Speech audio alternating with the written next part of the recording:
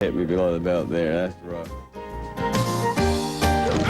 All right, take a look at the leaderboard. Right now, it is tied at the top with 3 apiece, and Martine a dismal 1, but things can change. They'll change. But yeah, Kansas State, I don't know if you know this, they're not math majors at Kansas State. It's geography. Right. There's some other things. Math is not one of them. No. You probably didn't care how long it is. You just got to kick it. Yeah, that's exactly right. Take a look at Randy Fasani. The rookie's thrown a total of 18 passes in this league. 6 of 18 last week. No touchdowns. Had an interception. Obviously, what? You blitz the heck out of him, try and confuse him, pressure him? Well, you try to confuse him. That's number one. Blitzing him is a little more dicey with a guy like him that's that good of an athlete because of the scrambles and the big runs he may make. But you certainly try to show him coverages and then change the coverages.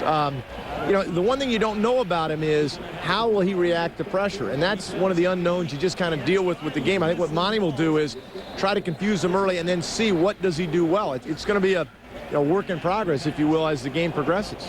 You know, and I think it was you or Monty who was saying that this is the time to get a rookie. I mean, this is the time when a rookie quarterback can be dangerous because there is no pressure. You know, somebody like a Charlie Batch who came out the second year floundered, but today he's just going to come out and start throwing it. There's no pressure. Well, Charlie Batch, in fact, beat us in a Monday night game in his first game ever. Right. And one of the ways he beat us was he had some success early. The key to a game like this with a new quarterback, quite frankly, is don't let him get on a roll. Don't let him have a success. Don't let him make a big play. If he does, he might actually believe he can continue to do it. And that's the problem. You know, you want to have, we just got to play good, solid defense, make him drive the ball. Don't give him any big plays early, and then see if we can't begin to dominate the game by, number one, running the football, and number two, getting after him. Do you think people are getting fooled a little bit by that 4-game losing streak by Carolina? When you take a look at the defense, second in the league in sacks, which surprises people, and they're ranked 4th overall. Well, I just look at the 3 games. You take away Atlanta where they got beat. I mean, Atlanta beat them last week. Before that, Green Bay clearly against 17-14. They had a real chance to win. Arizona, they should have won. They had the ball and the lead with 3 minutes to go. Couldn't make a first down to close it out. And then Dallas, you know, they're ahead 13-0. There's only 5 minutes to go in the game. So again, they had the game won. So yeah, they're deceiving. They're going to try to play at the old Buck ball. This is going to be one of those games close to the vest, make a big play, see if they can beat us, 13-10, something like that. What we've got to do is try to get ahead. These are the types of teams you got to get ahead of early. All right, Rich, thanks a lot for coming out here. Good luck this afternoon. Meanwhile, James Brown standing by, lining up what he's got for us at 12 noon on Fox's NFL Sunday. JB? Hey, Chip, thank you very much, and I hope your morning is going well, buddy. Coming up on Fox NFL Sunday, Emmitt Smith is on the brink of breaking the NFL's rushing record, so a few of his friends, including our own Jimmy Johnson, take a look back at an extraordinary career. Then Terry Bradshaw gives us a take on the Bucs starting new quarterback today, that being Rob Johnson, and we'll get a live report on Tampa Bay's game in Carolina.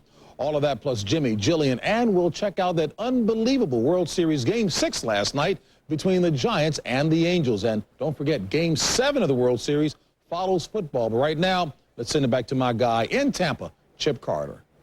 All right, thanks a lot, GB. Yeah, I made a trip change on you. You're up here live in Charlotte. Meanwhile, Rob Johnson making his first start this afternoon. Kris Field sat down this week with the quarterback to get his thoughts on exactly that. You get it just ahead on Bucs Sunday.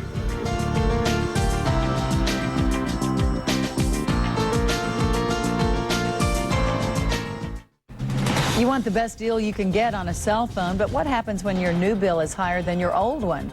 Make one more call to the Fox 13 Consumer Lawyer Monday at 6. Nothing from nothing beats nothing. You gotta have something if you want to be with me. Oh, baby. Nothing from nothing leaves nothing.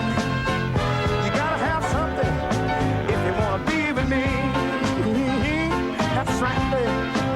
Yeah. 0 APR, 0 down payment, 0 payments this year.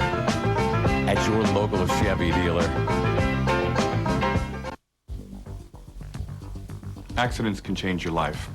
Serious injuries require serious legal representation. At the law firm of Catania & Catania, we have represented Tampa Bay consumers who've been injured in automobile accidents, by medical mistakes, and nursing home negligence for 14 years. We understand that an accident and injuries can affect you and your family's future.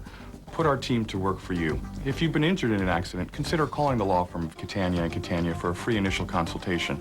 We're here to help. I'm going for chicken. I'm going with... Well, it's in your eyes. Ain't no surprise. You got got a thing for checkers. Check it out. You gotta eat. Ain't nothing like this place. You gotta eat. Ain't nothing like this taste. Checkers introduces the Honey Grilled Chicken Sandwich at an incredible price. 2 for $3. That's a sweet deal because it's all white meat chicken breast. The real stuff. Checkers Honey Grilled Chicken Sandwich now just 2 for $3. You gotta eat. The new season of The Simpsons is going to be funnier than ever. Well, duh. First, on Sunday, November 3rd, it's the all-new Halloween special. You're actually quite gentle when you want to be. You know, you're not helping. The following week, Homer goes to the Rolling Stones fantasy camp. Wow, all access. All access. Oh. Plus, don't miss the episode where Marge gets 2 big enhancements. Sweet mother of butter. Oh. It all starts at 8 p.m. Sunday, November 3rd on Fox 13. All right, we are back here live at Ericsson Stadium in Charlotte, North Carolina, and Rob Johnson has flown his entire family to be with him for this football game. It is a Sunday afternoon, but for Rob Johnson, he says this is like being on Monday Night Football because, as Kris Field tells us, with Brad Johnson out with a broken rib, Rob Johnson is making his first start. There's Brad Johnson, who definitely was shaken up on that interception. Well, some of the Johnson plan. You know, how's that? We're going to have something for the Johnsons. With Brad Johnson hurt, Rob Johnson prepares for his first Buccaneers start. He plans to make the most of what he considers a one-time deal. Oh, I'm so excited. It was tough the last couple of days because I was excited, but we lost. You know, I was excited to get my chance. You know, I feel sorry for Brad. You never want to get your chance through injury, but, you know, it happens in this league. Rob Johnson played musical quarterbacks with Doug Flutie in Buffalo. He's mentally ready to start every week. This week, the physical aspect catches up, accelerating from a dozen snaps to most snaps. You know, we're 5-2, and Brad's been playing well, so it's not that frustrating. It gets frustrating when the team's not. If the team wasn't playing well and we weren't winning, and you're still sitting, then it gets frustrating. But you know, I've had no complaints this year. The Bucs boast 3 starting quarterbacks. Brad Johnson, Rob Johnson, and Sean King combined for a total of 121 NFL starts. Each has led his team to the postseason. Rob Johnson played with Keenan McCardell at Jacksonville and with Keyshawn Johnson at USC. I know him a little bit. I know what he's expecting. He knows what I'm expecting. So, you know, I don't think, even though it was 7 years ago, I don't think that our timing is off that far. In training camp, Rob Johnson said he took every opportunity to make a big play to win a job. His approach to win a game downshifts to more conservative. The Bucs agree Rob brings speed and strength. Rob's a little bit different quarterback, throws the ball a little harder, more mobile. So, but yeah, as far as our preparation, there's really no difference. I mean, there's some times where Rob will really, you know, set the ball in there, and if you're not prepared, you know, you'll be running around like the headless horseman. Whether he makes plays with his feet or with his hands, the Bucs expect their quarterback to execute. When he first met with the media on Wednesday, Rob Johnson admitted he wasn't sharp, but said he would be by the end of the week. After practice Friday, Coach Gruden described Rob as sharp. We will see in about an hour. All right, thanks a lot, Kris. That's a look at Bucs Sunday. Fox's NFL Sunday is next, and then at 1 o'clock, of course, it's the Bucs and Panthers. Then from 4 to 4:30, Fox's post game, and then from 4:30 to 5:30, we will be live right from this field. Rich McKay, John Gruden, Rob Johnson, all coming at you in our own 1-hour post game. Thanks for watching. Have a good weekend.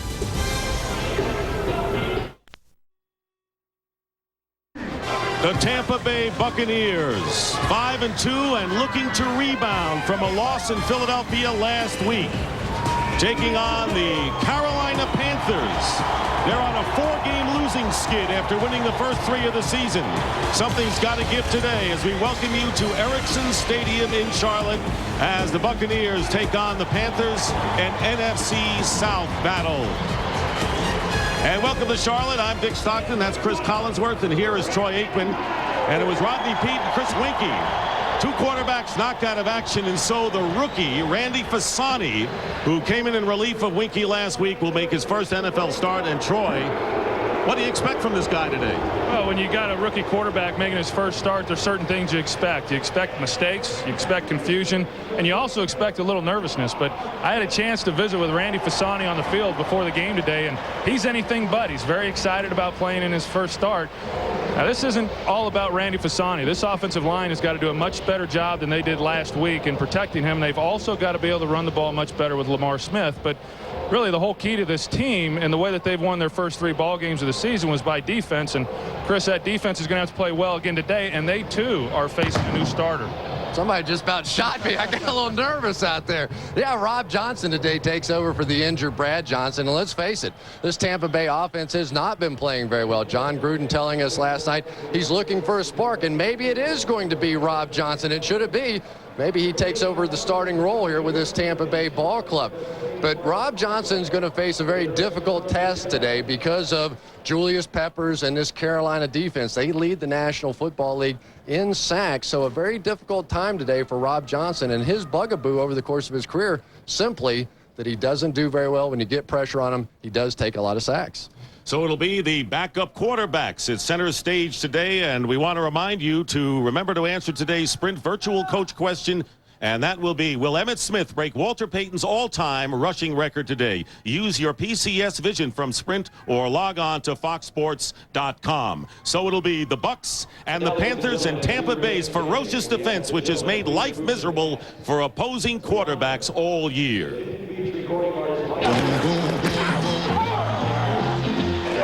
Your feet. Take you home with me. Put you in my house.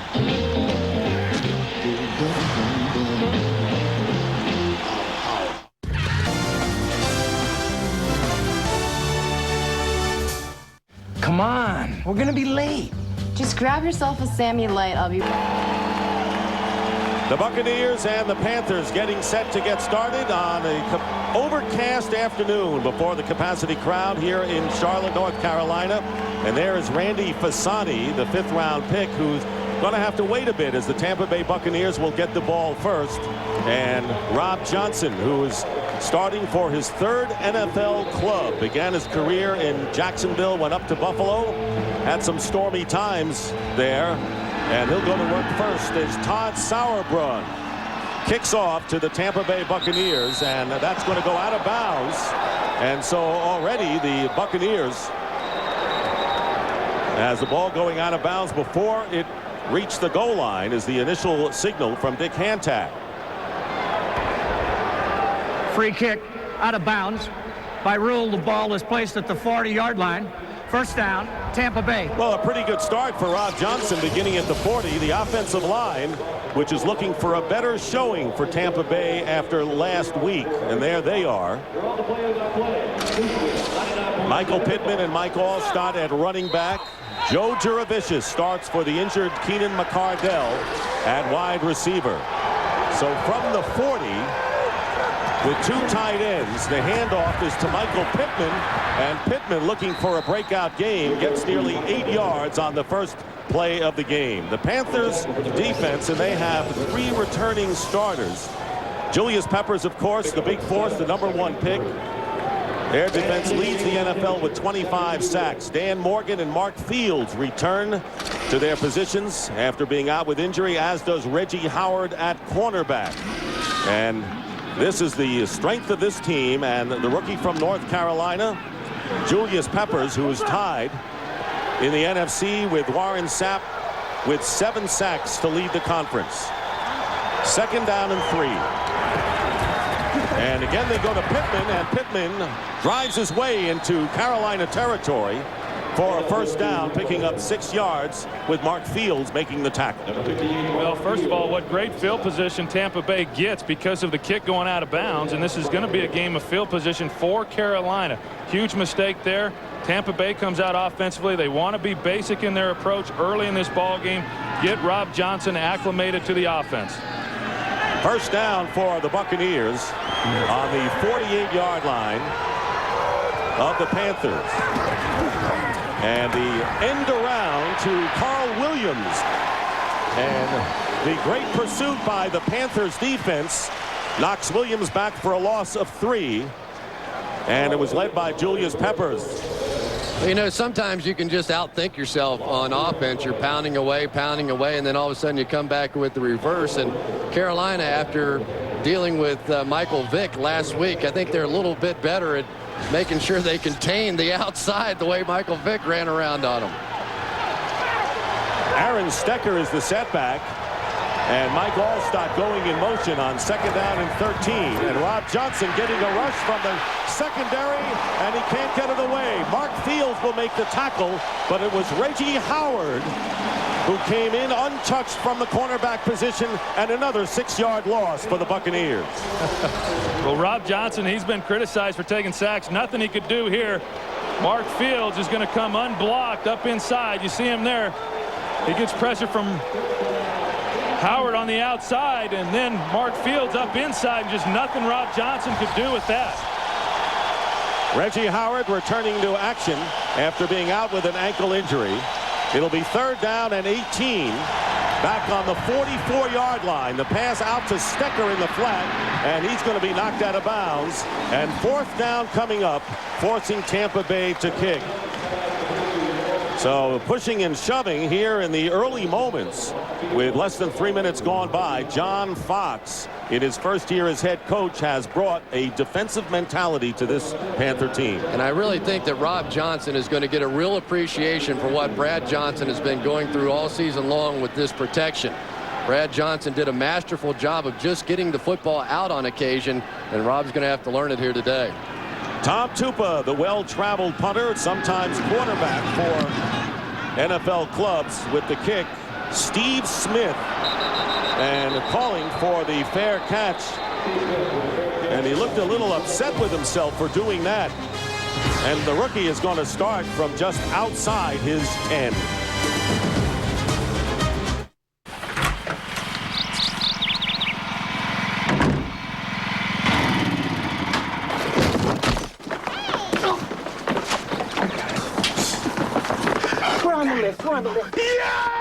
Enter Southwest Airlines, take your team to the Super Bowl sweepstakes, and you could win a trip to the Super Bowl for you and 10 friends.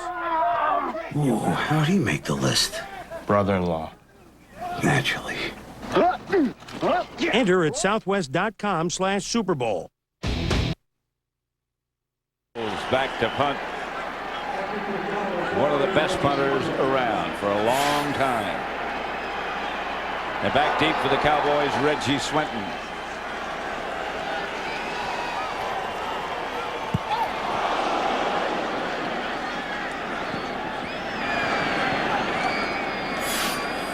Seattle downs it at about the 20, and that's where Emmitt Smith will get his first carry. And here comes the Dallas offensive unit.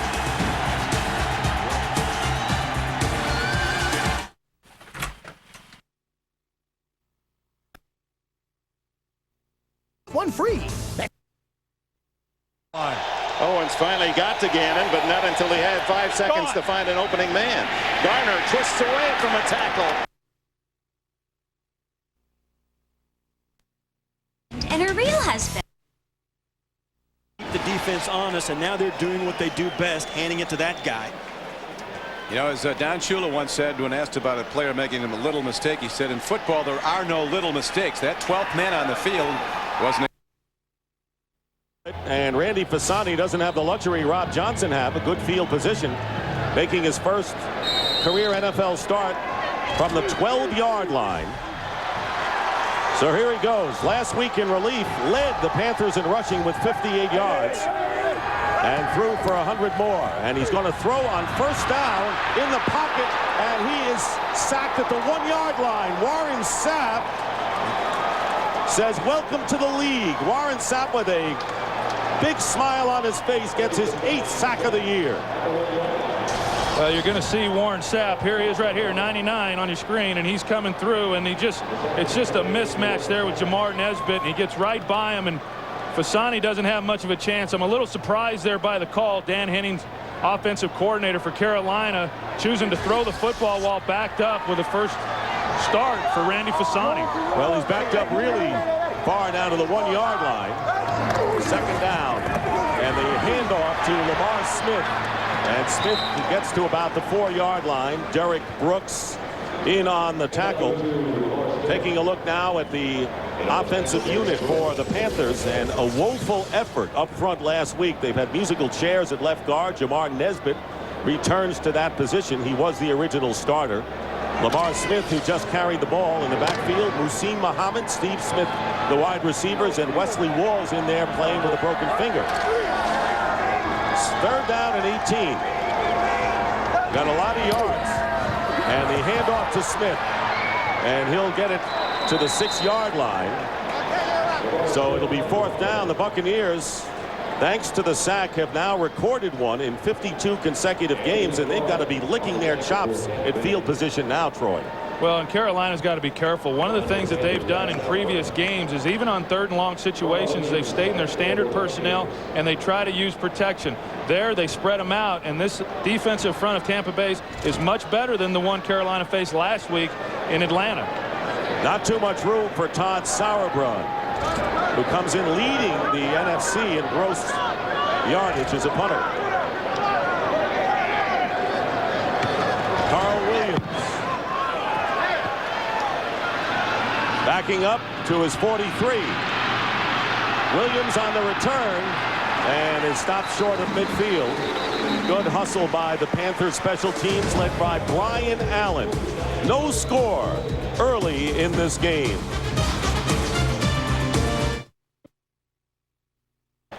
But it's also crucial that this team runs the football down close. It changes everything for the Titan defense. They want to keep Corey Dillon in the game, and of course the Titan defense wants to take Corey Dillon out of it. Here's a handoff, a fake and a throw, and a wide open receiver, Lorenzo Neal. And all of a sudden the Bengals have declared for the Ravens. They have Tony Richardson is and steadies those feet. Makes a lot.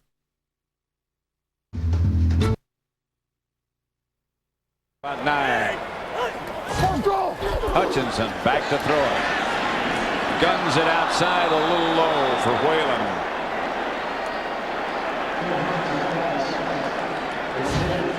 Here's the Seattle defense, the front four. Cochran, Randall, Eaton, and King.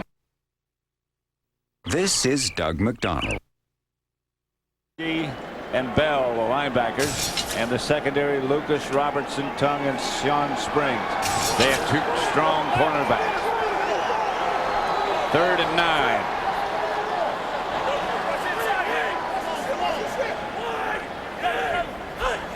Seattle showing blitz. Hutchinson. What would you do if you caught your best friend with your ex? Go ahead and hit me. Free shot. You ready? Here it comes. Don't miss the confrontation. It's coming. We're ready. Do it, fool! On an all-new hour of That 70s Show at 8/7 Central Fox Tuesday. No score here in Charlotte as the Buccaneers started their first possession from their 40-yard line, and now will begin from the 48. Rob Johnson in his first start in a Buccaneer uniform. And he's a mobile quarterback, finding an opening and completing the pass for a first down to Joe Juravicius, starting in place of Keenan McCardell. Well, Kenyatta Walker has the very difficult task today of working against Julius Peppers. That time Peppers coming crashing down, and that allowed Rob Johnson to get to the outside. The one thing that you get with Rob Johnson you never had with Brad Johnson is that mobility, and opening up the offense is much more of the style of John Gruden than what he did in Oakland. 16-yard pickup to the 36. Here is Aaron Stecker. And John Gruden intent on getting Aaron Stecker more touches in this game. Very impressed with what he's done, especially as a ball carrier. And Peppers and Morgan bring him down after a pickup of 3. Yeah, they're going to try to get Aaron Stecker a little bit more involved in this offense today. It seems like every time he touches the ball, which has not been often enough, he seems to make plays. And to go back with what you said, Kris, earlier, yeah, with Brad Johnson, they were forced more into a 2-back tight end package, a more of a conventional offensive set. But with Rob Johnson, they like being able to spread out the defense and go to some 3 and 4 wides. Audible here on 2nd and 6.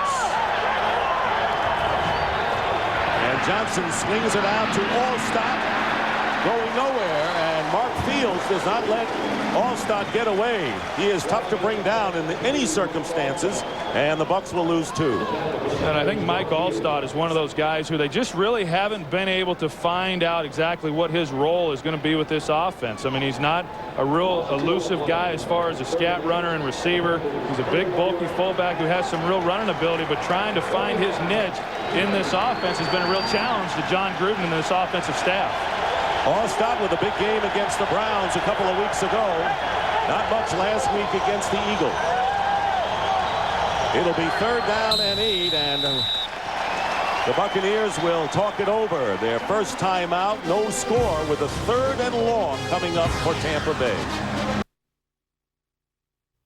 Holloway was behind him, but Chad Hutchinson a little bit underthrown. Well, that is the thing that Chad Hutchinson is going to have to get used to in the NFL, the makeup speed of the defensive backs in the NFL. And the reason that he has been named the starter this week was because they felt Quincy Carter struggled with the decision-making in this offense. Chad Hutchinson very lucky to get away with a poor decision right there. Yes, he is. This is the 10th play of this drive, 3rd and 5. Hutchinson back to throw it. Out of the pocket, retreats. Incomplete, threw it away.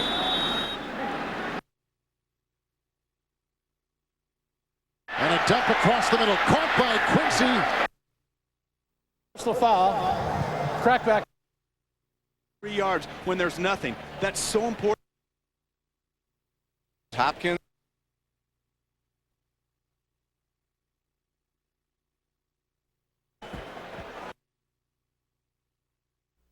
Okay.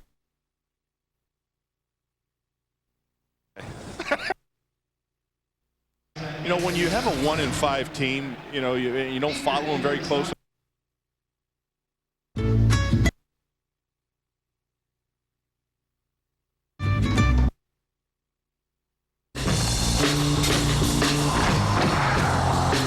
Phoenix, huh?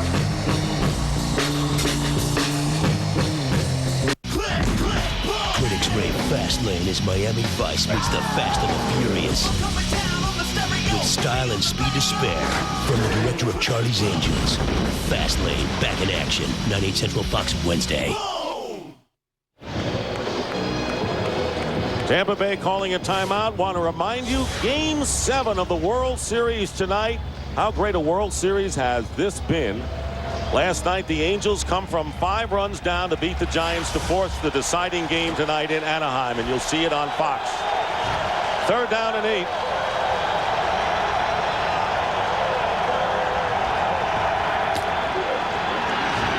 Johnson has time, and going underneath is Joe Jurevicius for the first down to the 20-yard line. Jurevicius wide open, and a 13-yard pickup. So Jurevicius the target on 2 big gainers for the Bucs. Well, they got him in a bunch set right here. You can see Jurevicius coming across right here, and there's a natural pick that occurs. This guy right here had Jurevicius. He gets naturally picked because of the crossing action of the receivers.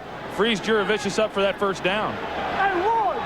And the former New York Giant getting his first start for the Buccaneers with Keenan McCardell out with a fractured bone in his shoulder.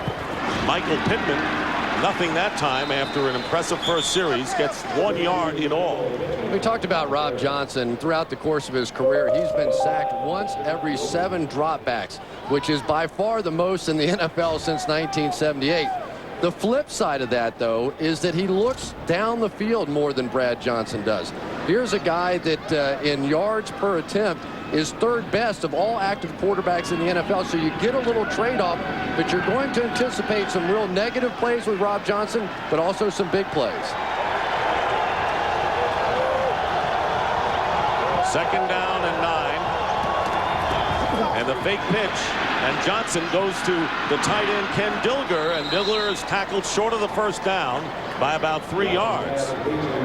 And Emmanuel McDaniel, the nickelback who had been starting at cornerback, making the stop. So once again, another 3rd down facing the Buccaneers, who are in field goal range. There is Keenan McCardell, a new face on the Tampa Bay receiving corps, who is out with injury. Yeah, and he was probably the best receiver up to the time of his injury. He became the go-to guy, and him being on the sidelines has allowed Joe Jurevicius an opportunity to start for the first time with Tampa Bay. And Reggie Barlow is in as well as the third receiver. Handoff to Mike Allstott, does not get it. He is upended inside the 15-yard line, and it was Deion Grant after Brenson Buckner came in to make the play. And so fourth down coming up, and the Panthers defense holds strong. Brenson Buckner and really this entire defensive line doing a good job getting the surge. A pretty slow developing play there for Mike Allstott.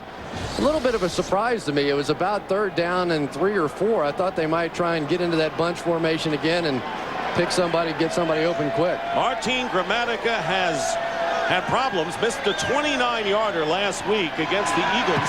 This is a 32-yard attempt, and he gets back on the right track. Gramatica's field goal with just under 5 minutes remaining in the first quarter gives Tampa Bay a 3-0 lead. Hey, get down here fast. They got the silver one. Okay, bye.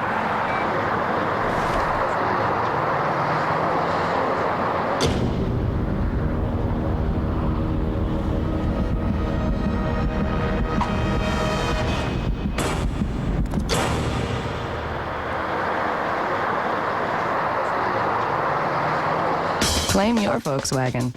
With more standard features than ever, the right time to get a new Volkswagen is right now. For over 8 years, DirecTV has brought America the best in television entertainment, and our customers have shown their appreciation in many unique ways. We simply figured it was an emotion they couldn't put into words. Until now. DirecTV, ranked #1 in customer satisfaction among satellite and cable subscribers by J.D. Power and Associates. Get a 2-room DirecTV system with installation for under $50. Happy birthday, sweetheart. Wow. Yeah, I knew you'd like chocolate cake. Yes, I will marry you. What? I love it. Oh, wow. I'm engaged. We're engaged. I'm so surprised. And I'm like, I'm the one that's surprised. How long you been dating? 2 weeks.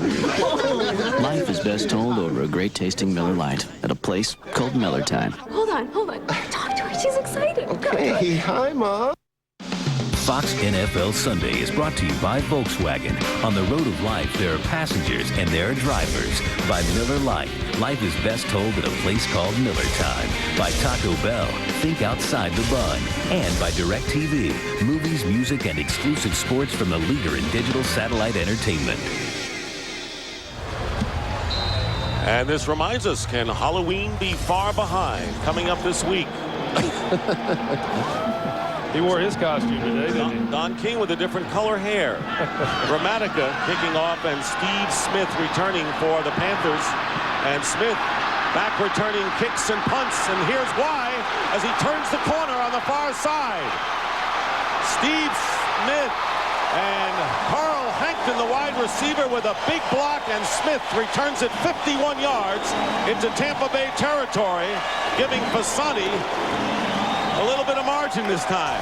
Well, Steve Smith's one of the really great return men in the National Football League. Was second in the NFL last season, averaging almost 26 yards a return. But he has just been a difference maker. And when you're playing against this Tampa Bay defense, you have to make some special teams plays in order to beat these guys, especially with a young man like Fasani at quarterback. Well, Brian Mitchell last week for the Eagles shredded this Tampa Bay special teams unit, and they knew they were into a bigger challenge this week with Steve Smith and his abilities to return kicks.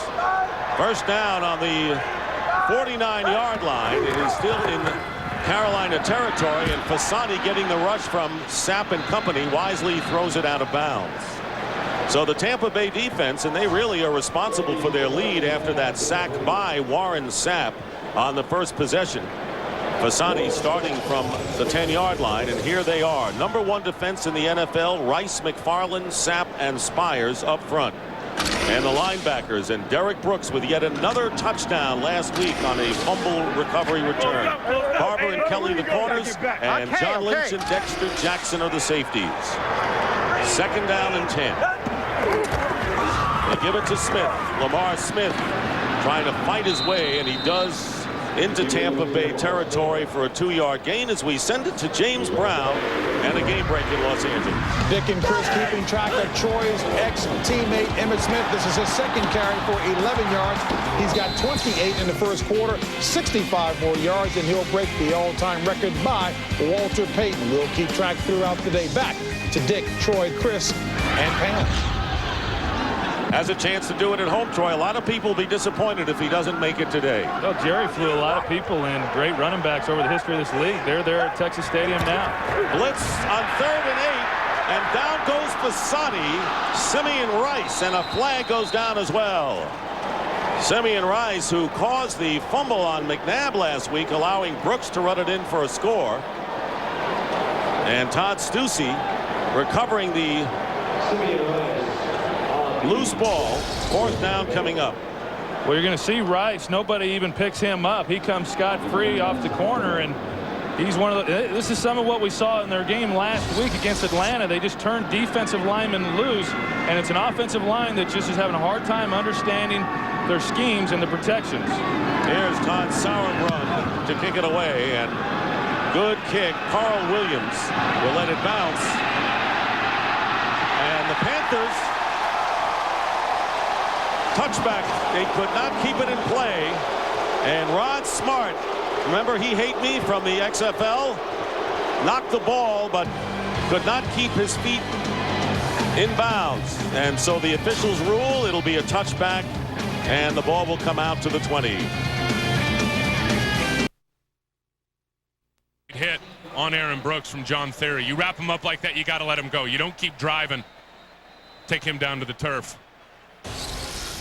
On John Theory from Vikings had it for 7 minutes, the Bears for almost 8 minutes, but neither team has come close to scoring.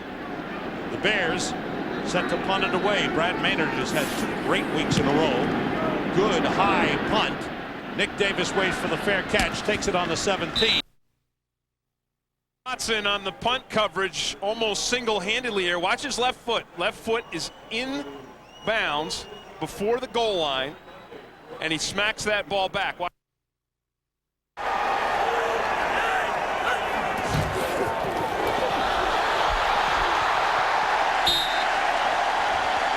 him out of the shadow. Marcus Robertson made the stop. Not only that first rushing title, Pat, but also the second one. To me, some very special times. That's when I think you saw how much everybody that was in front. We make, and my new MSN 8. The attack, this defense of Kansas City allowing. And 8. Tim Crumry, defensive line coach, told me before the game, we've got to contain McNair. He's burned us rolling out. He has 3 runs of over 10 yards today already. He's down to 52 he needs to break that record, that standard set by Walter Payton, which I think at one time people thought would never be broken. Now, to me, it was one. The show saga continues with a brand spanking new full hour. That's this Tuesday at 8/7 Central, followed by the most anticipated season premiere 24 right here on Fox. Everybody got dressed up today, Dick. Took a long time. They must have started at 5 a.m. to start to paint that face. They didn't move their clocks back, did they? No, no. Rob Johnson has completed all 5 of his passes, starting from the 20-yard line, and finally throws an incomplete. Keyshawn Johnson was his intended receiver. You know, you can just tell watching Rob Johnson what a difference it is at quarterback for the Tampa Bay Buccaneers. Brad Johnson would have had that ball out of there at least 2 to 3 seconds before that.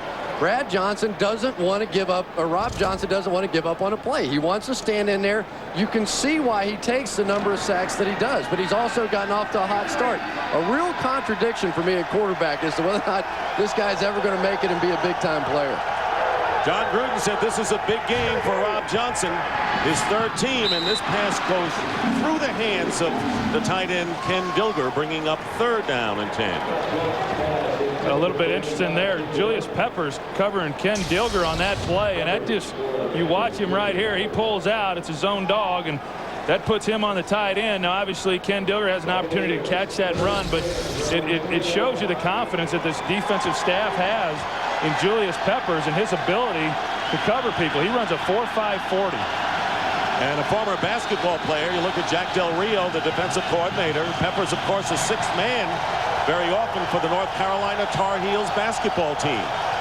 3rd down and 10.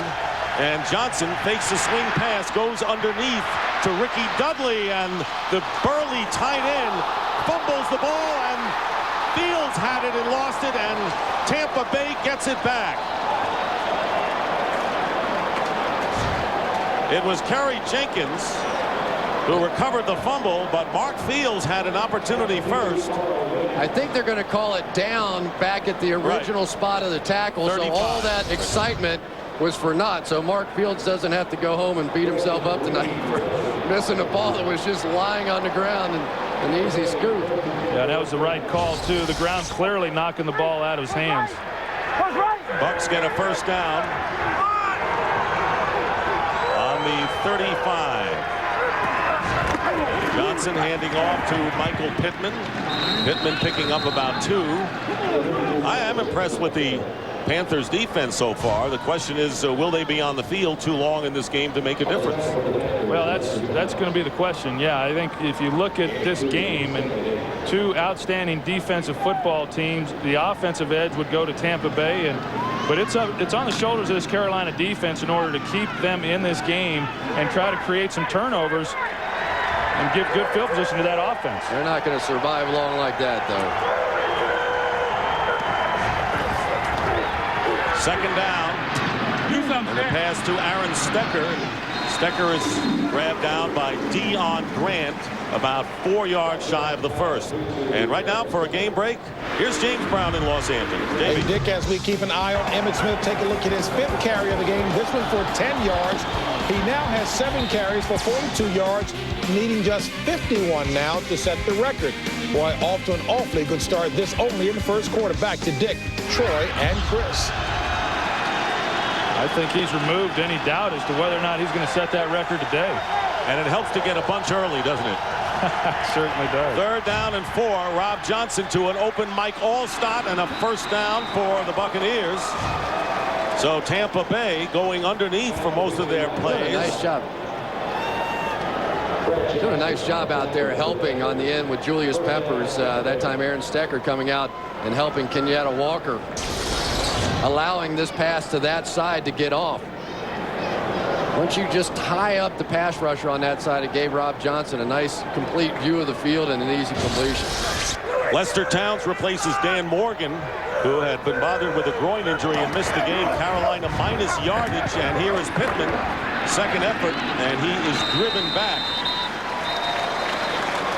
And it's Mark Fields who is the strong man to make the stop as time will run out in this first quarter. That is the end of the opening stanza with the score. The Bucks 3 and the Panthers nothing. The NFL on Fox will continue.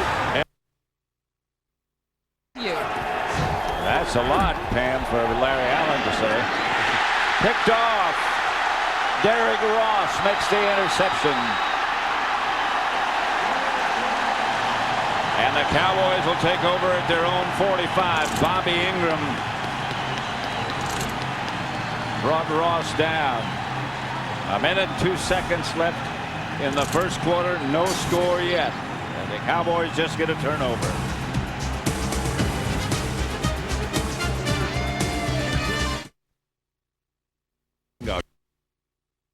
Five defensive starters, Instead 2 of 6 offensive. and 1. Exactly. You know, Brett Favre will be playing next week with a knee brace, and Foch Fazio, the defensive coordinator at Cleveland, is using Gaffer's tape and Elmer's glue to keep his defense together right now. 2nd down and 7.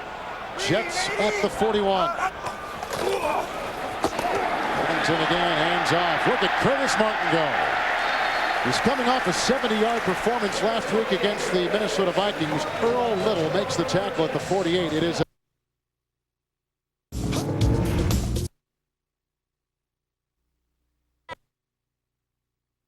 Again, seems like both these offenses, Don, are doing a lot of things pre-snap. When they come up out of the huddle, they'll line up and then move the shift the formation to one side or the other. The way these two defenses play, they bring people from all over, but you can confuse them when you change the strength of the formation and the people and where they line up. Well, they're changing. There are a lot of different looks on offense. Both these teams have had a lot of time to prepare for this game as they've had the bye week. Here's Dillon. He finds a gap. And Dillon.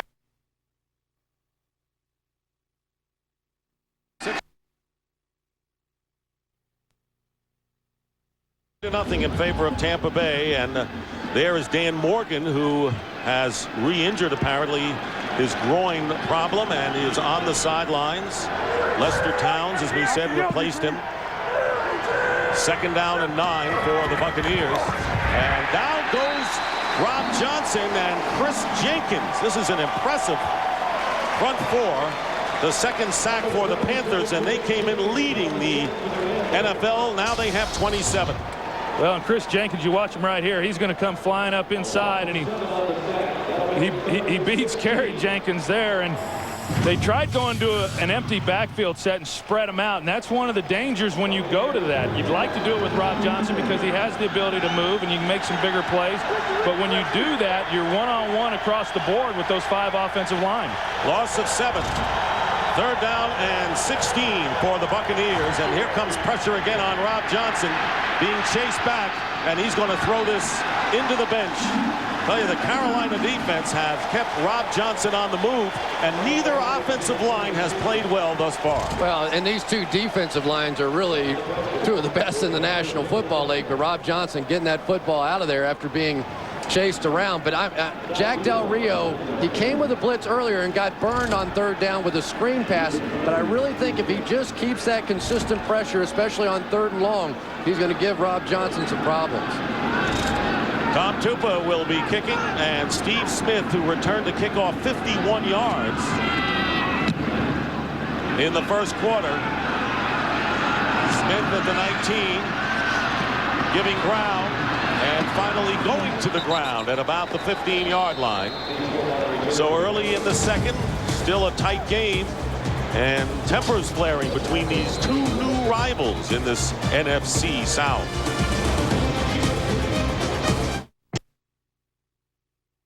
Power and balance. Zaraway, Kreider in the backfield. Here's Zaraway over the right side, bottled up and driven.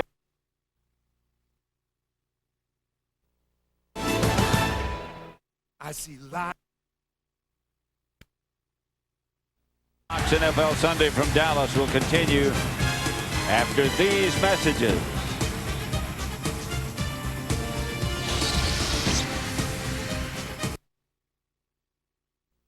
Well, we just talked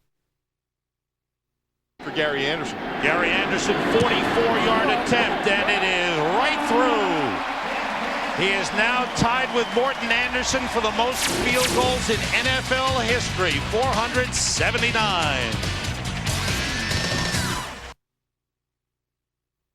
The Giants now try once again to win their first title in 48 years, while the Angels look for their first championship in club history. It all starts 7:30 Eastern, 4:30 Pacific, only on Fox. Well, if you missed that game last night, you can't miss Game 7. That was a terrific baseball game last night. The bats of the Anaheim Angels are unbelievable when they need them. Clutch hitters over there.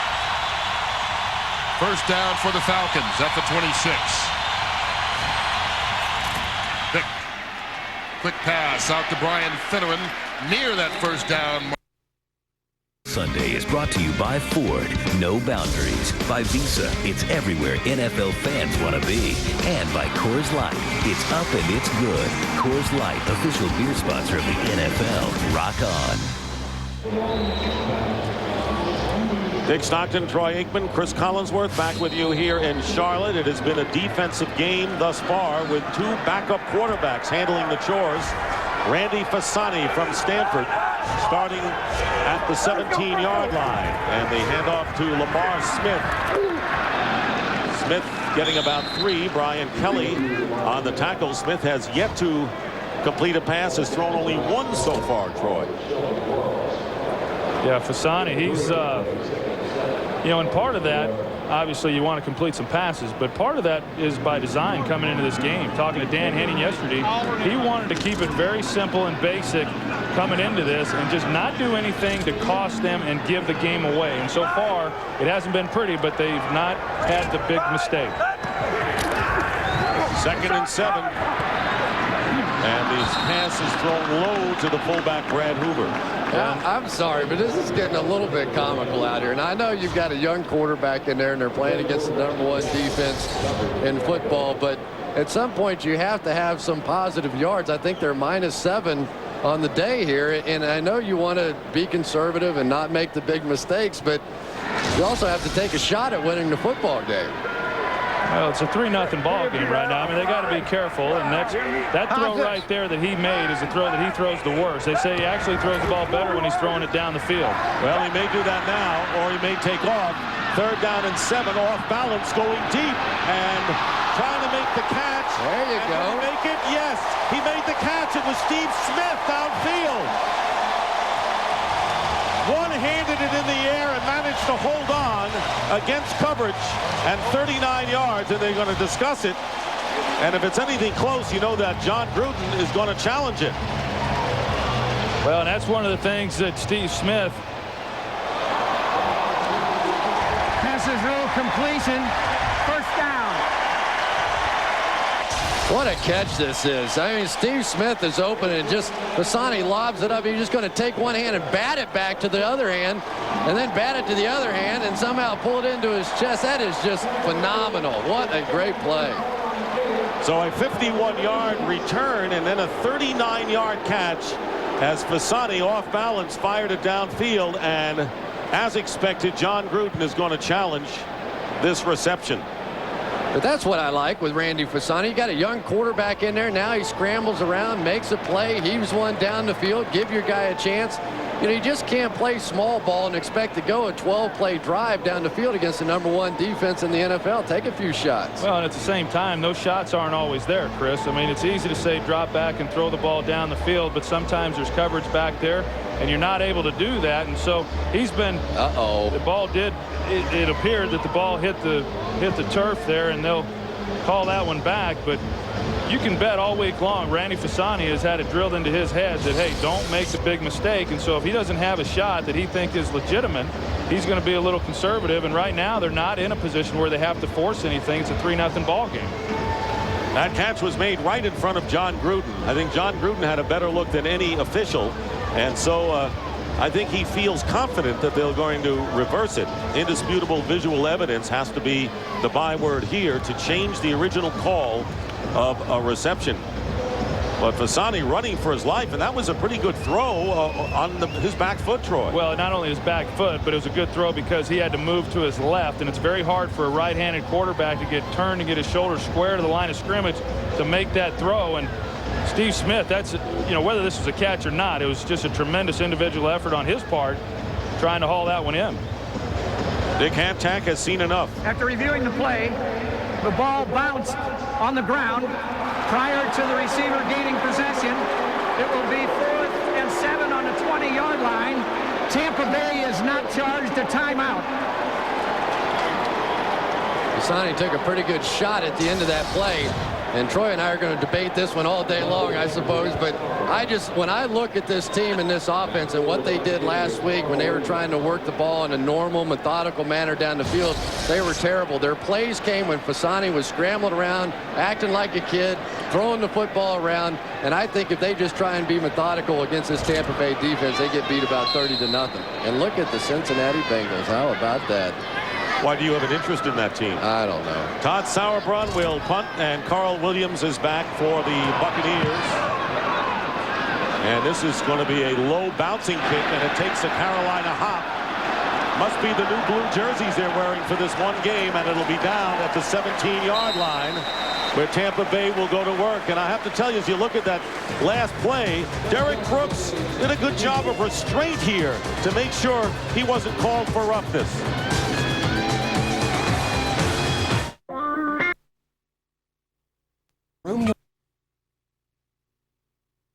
His head never turns back. Punt by Jet, fair caught.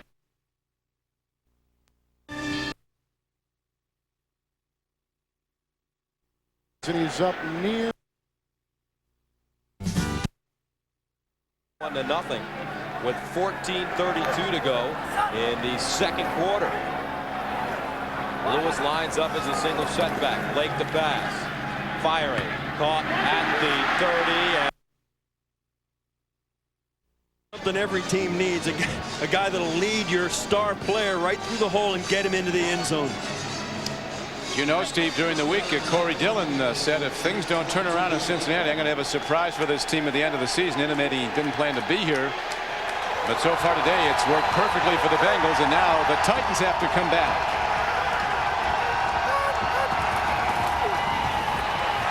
Eddie George.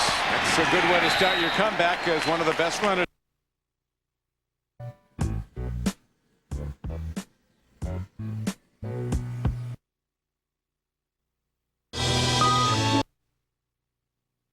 By Visa, it's every.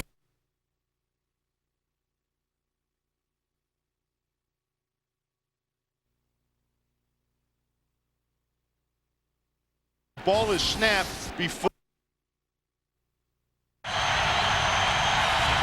Vick can't find a receiver again, and this is where he's dangerous. Down the sideline, Michael Vick. Well, that'll make up for those 8 yards in the first. Back here in Tampa, and there is the defensive secondary of the Tampa Bay Buccaneers coming in leading the NFL in overall defense. And you can see on the bottom left of your screen, Game 7 of the World Series. It's been a great series thus far. And the finish tonight. First down at the 17-yard line. And our first penalty of the game. And it comes in the second quarter.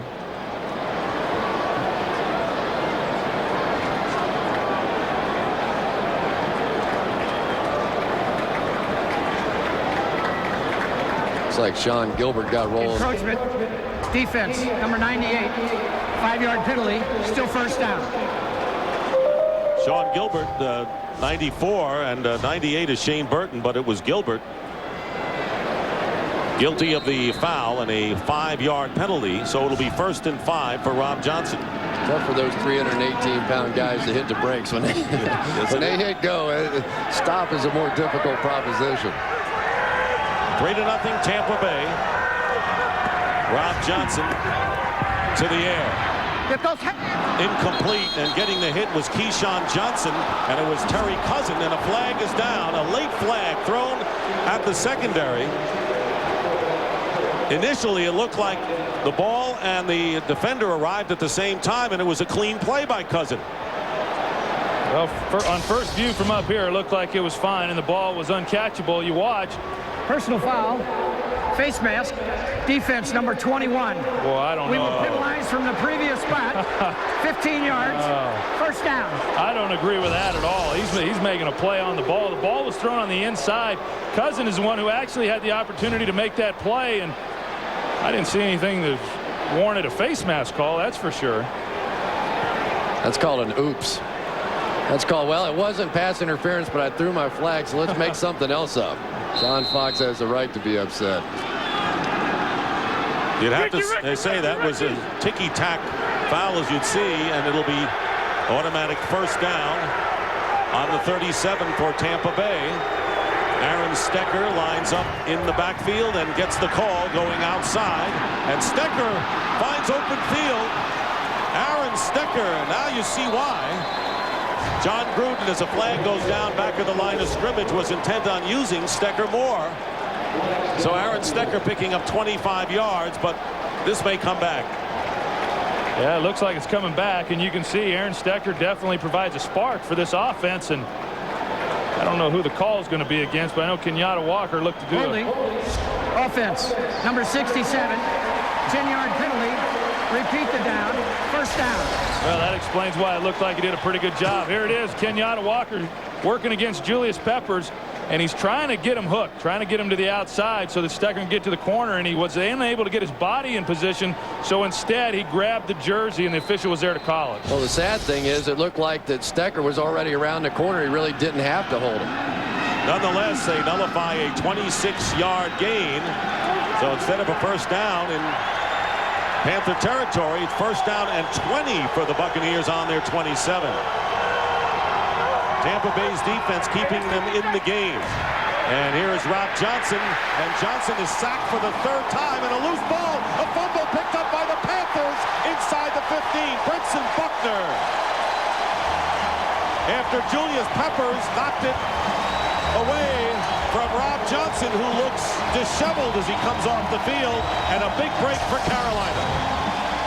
Well, you watch Julius Peppers again. He's going against Kenyatta Walker. This is the matchup we talked about, and Kenyatta Walker just oversteps it and gives the lane for Julius Peppers coming underneath.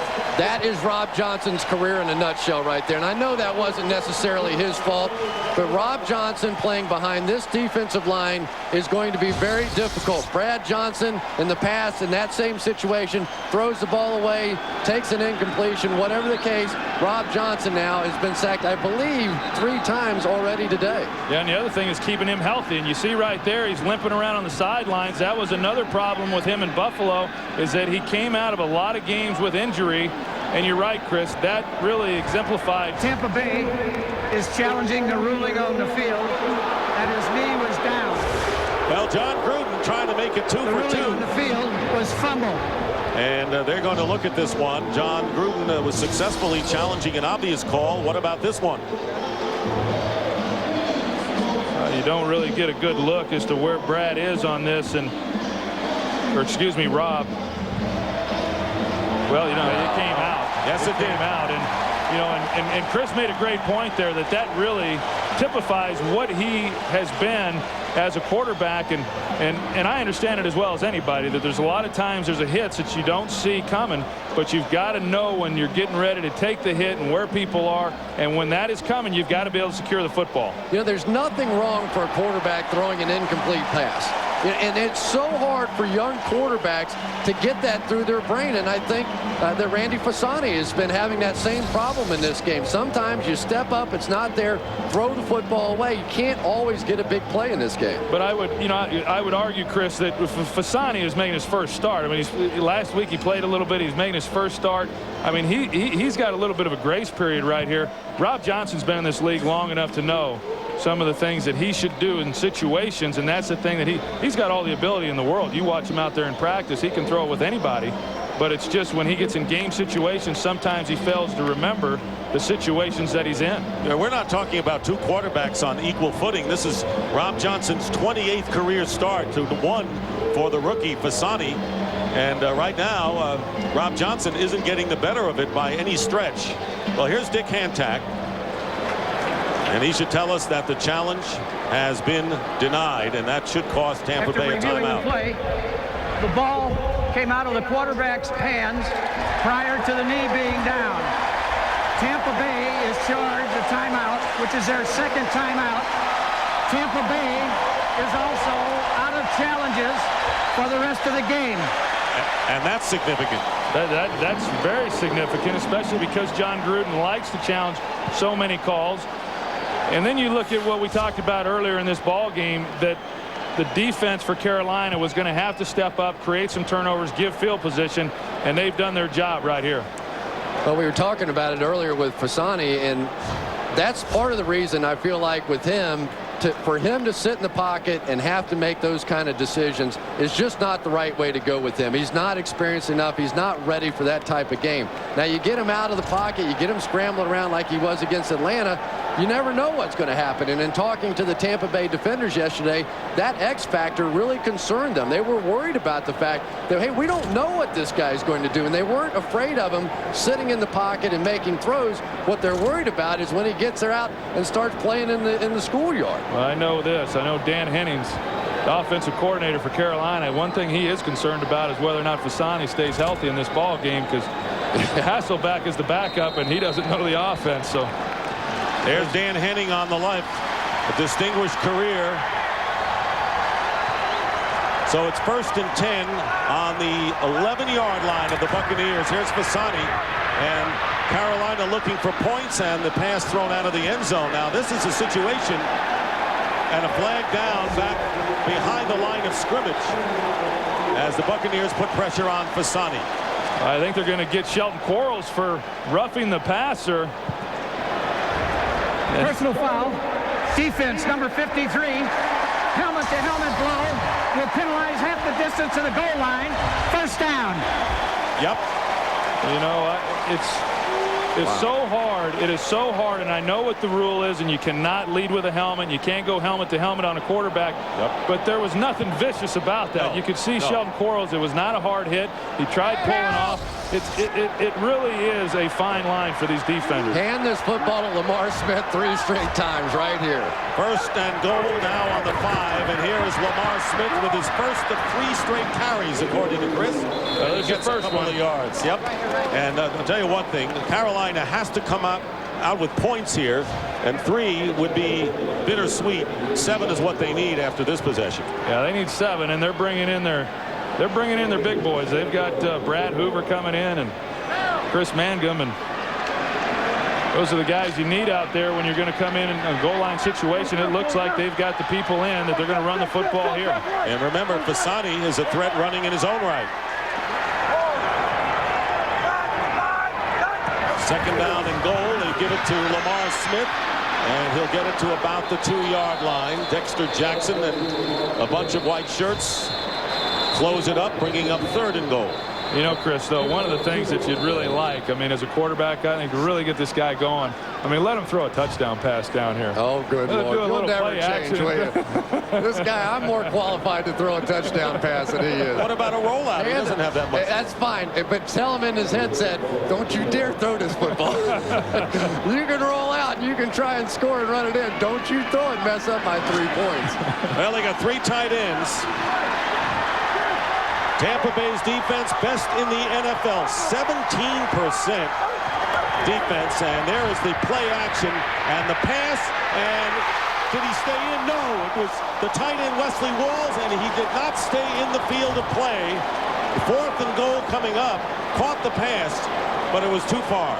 He had him, Dick. He had him all the way, and what's happened is here's Wesley Walls going to the corner, and Fasani, you can't be more wide open. You cannot be more wide open. And Fasani, he hesitates whenever he's got the easy throw. That's what the coaches were telling me coming into this game. He had Wesley Walls open right from the beginning. He hesitated just long enough for Wesley Walls to catch that out of bounds. Shane Graham looking to tie the score, and he does. So the turnover comes back to haunt the Bucs. They don't give up the touchdown, but they give up the field goal, and a lot of help for the official on that incomplete call.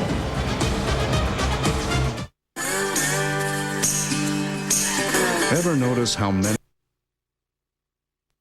causing an immediate reaction by the left tackle? 5-yard penalty.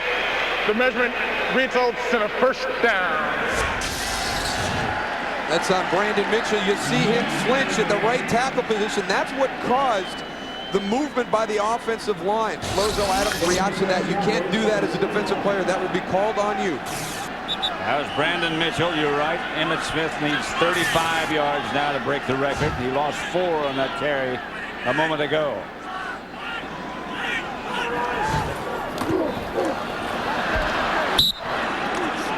He's further away.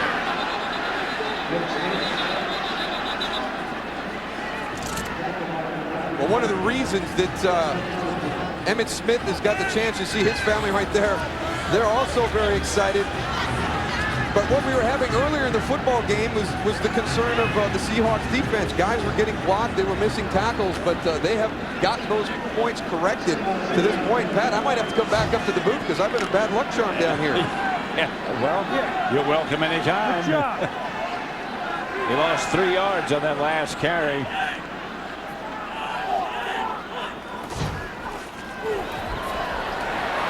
Hutchinson throws it away. Whalen was the closest receiver, pressured by Rocky Bernard. This is what they feel that Chad Hutchinson gives them, along with his ability as a quarterback, is the decision making. Right here, there's nobody open. They're deep in their end. The one thing that they cannot do is have a turnover to give Seattle a short field. Rocky Bernard on the pressure.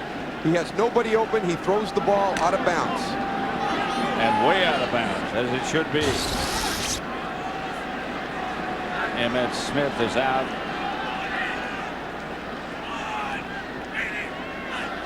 comes the Seattle blitz. At a short field that time. Aaron Stecker on the return for the Buccaneers, and Stecker is down at the 28-yard line. Well, tonight will be one of the magical moments, not of October, but any year. The 7th game of the World Series. Barry Bonds has 4 home runs.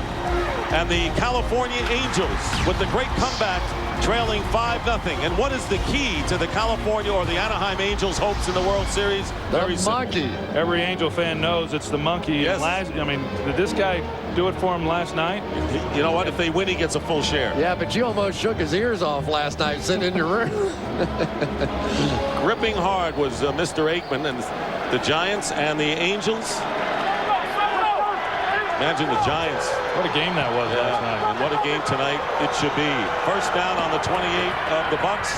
Here's Pittman. Michael Pittman getting about 5 yards on first down. I think Michael Pittman's a little fired up coming out here because they really have challenged him in this ball game. John Gruden let it be known right away that Aaron Stecker was going to get more touches today. Michael Pittman, of course, brought over, signed a big contract, 5 years, almost $9 million. Was supposed to be the man. They let Warren Dunn go, but so far hasn't really produced, and they're looking for him to break out. Although he is their leading rusher and receiver coming into the game. 2nd and 5, and Allstott won't get the first down, and he is knocked back, and a good swarm to the ball defense by the Panthers, led by Deion Grant.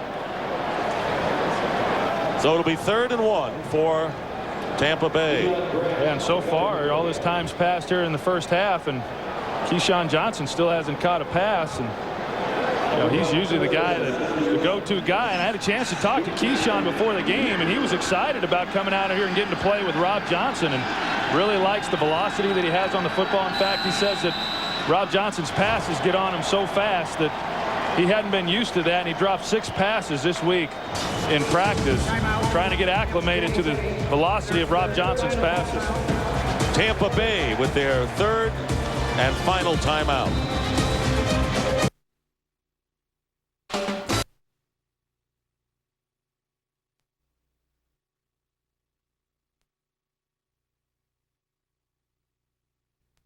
$14-year NFL veteran, but got a good mix of young guys, old guys, and really starting to gel. McAllister back in on 2nd down. He gets the carry. And gets another first down. Lost the football as he went down. And Atlanta recovered. They're going to give it to him. Sam Rogers with the recovery.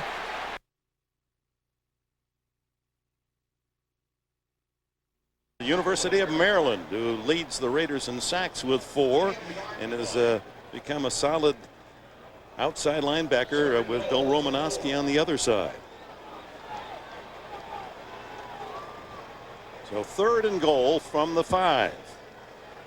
Although they have it spotted inside the 5, so that officially the 4-yard line. In this active first half, Johnny Morton has no receptions. Eddie Kennison has only a pair. 10th play of the drive, empty backfield. The quick throw incomplete, and Green had to unload because Trace arms. Wendy's mozzarella chicken soup. Monday. Stick it on your nose. What school is definitely back in session? You're an underage prostitute. I can't not call the police. On the hit series Boston Public. This is why I work, Mr. Senate. All new 8/7 Central Fox Monday. That's how much the Bucks need on 3rd down. After using their final timeout, one was lost on a challenge which was rejected. This game a lot tighter than many people anticipated. Tampa Bay 5-2, trying to get back to winning ways, as are the Panthers, who have lost 4 in a row after winning their first 3.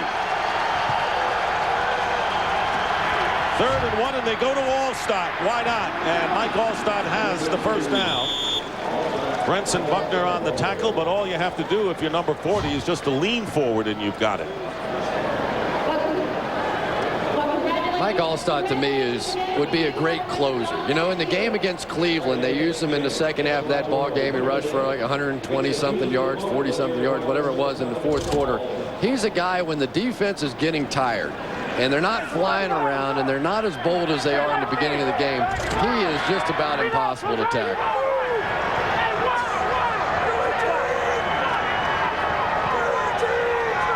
From the 39, Rob Johnson stumbles going back, and he is going to take off and run out of bounds after a gain of about 5 yards.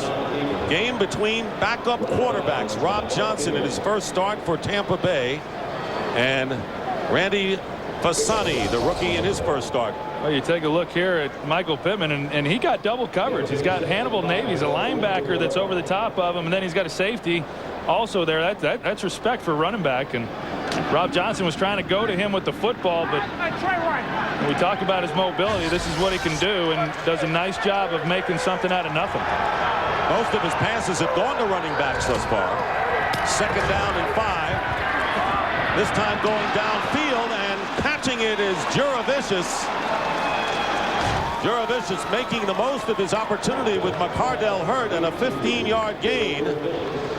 That first down. That was the best play by Rob Johnson all day. That time against a zone defense, Juravicius. Johnson had to wait for him to run by the second linebacker in order for him to be open. Did a great job, got it in there before Deion Grant could come over and make the play.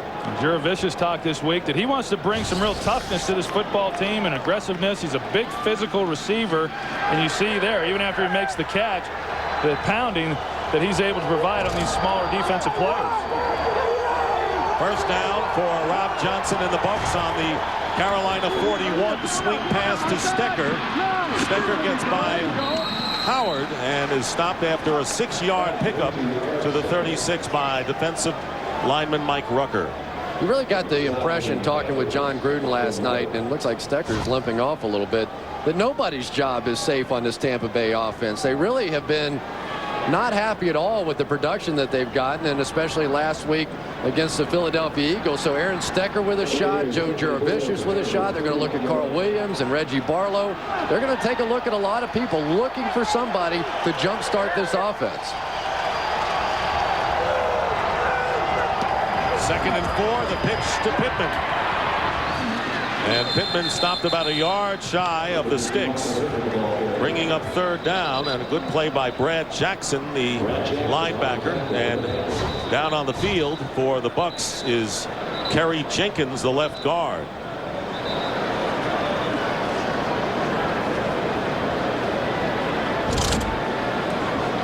And if Kerry Jenkins is in fact coming out of the ball game, and Todd Washington will be stepping in to take his place.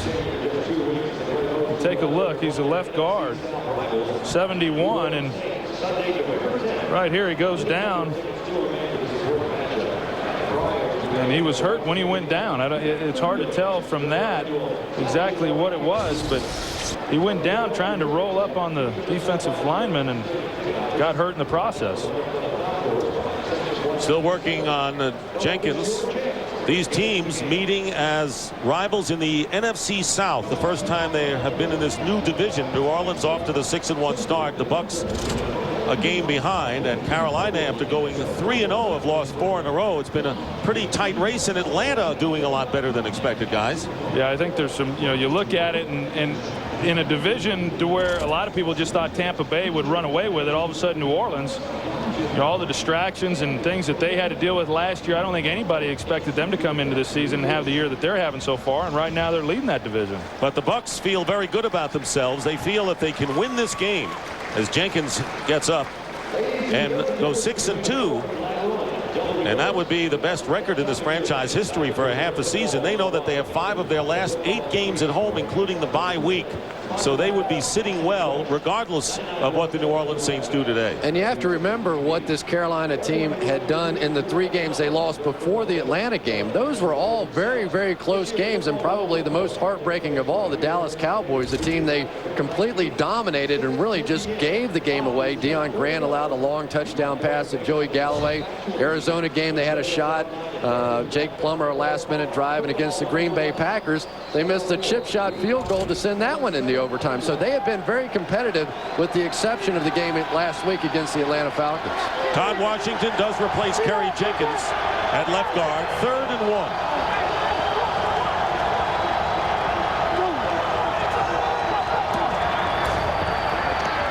And the swing pass to Pittman. He slips and will lose yardage. Michael Pittman slipped, and Terry Cousin wouldn't let him get away. And a loss on the play, and 4th down coming up for the Tampa Bay Buccaneers, and they send their field goal team in. Yeah, and I think that typifies what John Gruden thinks of this offensive line, or if it doesn't, it should, because you're 3rd and 1, and you've got Mike Alstott back there, or Michael Pittman. You should be able to pick up 1 yard running behind that offensive line, but instead they try spreading them out a little bit and throwing the football. And now they're going to punt. They won't go for the long field goal with Gramatica, not taking any chances. So Tom Tupa coming in and directional kicking, going for the corner, but it goes into the end zone for the touchback. And the Panthers will bring it out to the 20-yard line. Well, you talked about all the close losses, Kris, of these Carolina Panthers after winning 3 games in week number 4 against the Packers, down 17-14. Shane Graham missed a 24-yard field goal attempt with 16 seconds left. Then Jake Plummer rallied the Cardinals from 10 down to win it 16-13 on this field goal by the other Gramatica. In week 6 against Dallas, Quincy Carter, 2 touchdown passes, including the game winner, and Dallas wins by 1.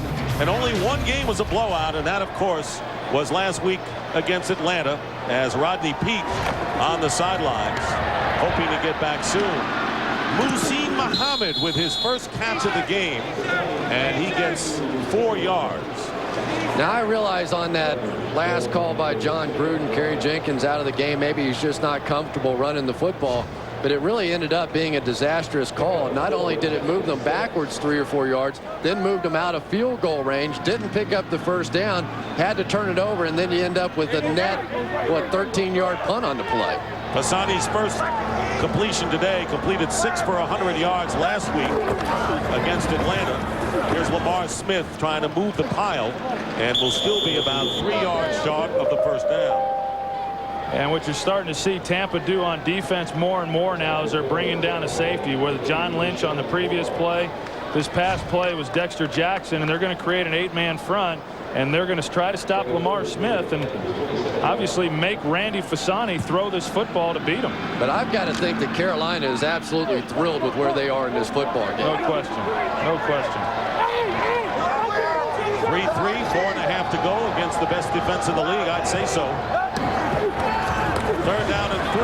Flag is down, and the ball knocked down. John Lynch bats it away from Wesley Walls, but a penalty marker has been thrown.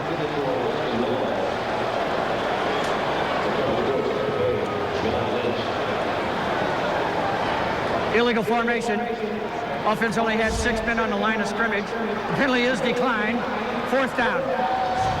And you go back and you take a look at Randy Fasani on this play, and here's another example of that. When he's a little indecisive, he just doesn't throw the ball with great effectiveness or velocity. And here he just lays this one rather than stepping into the throw. He had Wesley Walls for the first down. He just failed to fire it and put the velocity on it to get it there in time. He short-armed that ball. He didn't even follow through on it. Todd Sauerbrun's kick fielded by Carl Williams. And Williams goes down at the 26. Carolina has 1 first down on a roughing penalty, none by their offense, yet they're tied 3-3. Well, next week, it's a Fox NFL Sunday doubleheader beginning with America's #1 pregame show as JB, Terry, Howie, and Jimmy get you ready. Then Randy Moss and the Vikings, then the 49ers and the Raiders. That'll be a battle in Oakland. Crosstown rivals go at it as Jerry Rice goes against the 49ers for the first time in his career. Other regional action. Joe Buck will be joining you guys, rejoining, I should say, next week in Oakland. And we will miss you, Dick Stockton. We certainly will. Huh? It's been fun, hasn't it? Dripping with sincerity, but I believe that's the case, and it was for me. But that should be a heck of a game next week. Huh? Should be a great game, no question. First down on the 27 for Tampa Bay. Carolina's defense has been outstanding, and they come up quick. Pass quickly thrown, and caught by Juravicius. That is his 4th catch in the game. Terry Cousin all over him. And I like what they're doing with Rob Johnson now. Every time they take a 5 or a 7-step drop back there and they allow him to sit in the pocket too long, bad things happen. Whether it's his fault, whether it's the offensive line's fault, I don't know. He's having a decent day when he does get the pass off, though. Now just get him back quickly. 3 steps, 5 steps, get the football out, get a little rhythm going. Well, they brought a little blitz on that last play, and Jeff Christie and Cozy Coleman did a nice job picking it up, giving Rob Johnson time. 2nd and 5. Here's Michael Pittman. And Pittman is upended by Sean Gilbert. Pickup of 2 yards. 3rd down coming up. Of course, you mentioned Cozy Coleman. He had was arrested this week on a domestic dispute charge and actually apparently allegedly slapped his girlfriend. And I've got to tell you, I have an issue with his playing in the ball game, just like I had an issue when Randy Moss was here and when he played in the ball game after his incident where he ran over the police officer. I think sometimes you have to stand up and be accountable as an organization and as a player. 3rd down and 3 with just under 3 minutes remaining in the first half.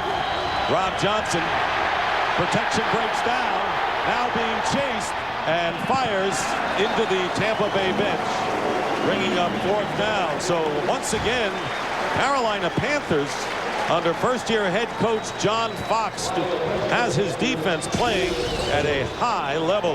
Well, and here's Keyshawn Johnson, and once he sees that Rob Johnson's going to start scrambling, he has got to try to find a window to give him a place to throw the football, and right there he really didn't do anything. I don't know if he just didn't feel like Rob Johnson could find him or not, but you're not the one who needs to make that decision. You've got to try to give your quarterback somewhere to throw the football when he's out there scrambling on the corner. Tom Tupa kicking again. Steve Smith, the ever dangerous Steve Smith, hemmed in. And you could hear it up here. Down he goes at the 32-yard line with 2:34 to go. And again, these teams have been going at each other from the virtual start of the game. I don't know. Just watching the field, just get the feeling that the Carolina Panthers, after being embarrassed by Atlanta last week, maybe a little bit more ready to play this ball game today. Tampa Bay had a very tough assignment last week against the Philadelphia Eagles. Very disappointed, a big rivalry now with the Philadelphia Eagles, and they came in here and had to think after watching the tape that they were going to pretty well manhandle this Carolina team. Sometimes you play well after your worst game of the year. First down, Lamar Smith, former Miami Dolphin, picking up 3 yards. The Panthers have all 3 of their timeouts remaining, including the stoppage at the 2-minute warning. Atlanta leading New Orleans. You saw Detroit up over Buffalo 14-7 moments ago. That's a little bit discouraging on that last play for Carolina. Tampa Bay defensively went to their cover 2 coverage, and what that means is that there then is only 7 men up front to try to stop the running game. You have to be able to run the football against that defense. They didn't get a whole lot out of that one. Imagine the longest play from scrimmage for the Panthers is 4 yards, yet they're tied with Tampa Bay. 2 minutes remaining in the first half.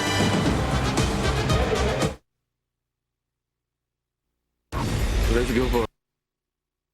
Watch Schrader here, and you're going to see Watson has perfect coverage. Look at Watson. There's no way Harrington should throw this ball. He puts it right in Watson's hands. It goes off Watson, goes off Prelu's hands, and Azazir Akeem.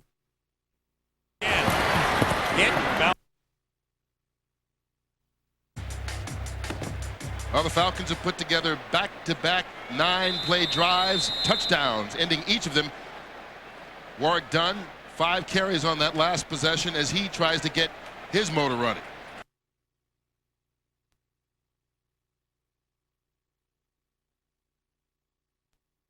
Edwards football team.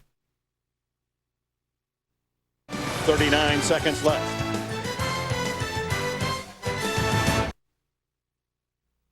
Love me till the end of the Going here in the second quarter. Henry. Take a look at those numbers and where they're pounding the ball to the left side of Close to the people you care about.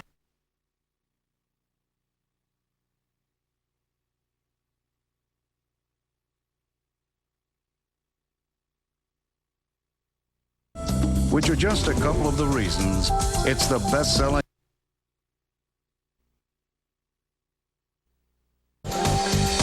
Ford Explorer. The leader has no boundaries.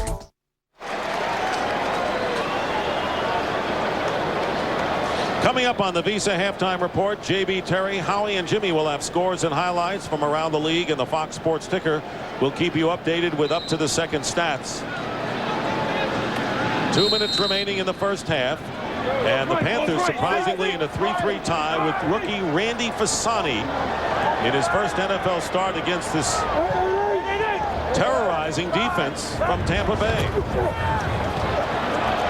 And lofts this ball, and it's caught by Muhsin Muhammad, who has caught both passes completed by Fasani. This for 10 yards and the longest gain from scrimmage for the Panthers today. Well, here's a good look at Randy Fasani's feet, and you always try to look at a quarterback when he's young as to how well he moves around and makes throws, and does a nice job right there of hanging in the pocket with pressure around him, making a throw here to Muhsin Muhammad, and really nice touch there by Randy Fasani on that pass.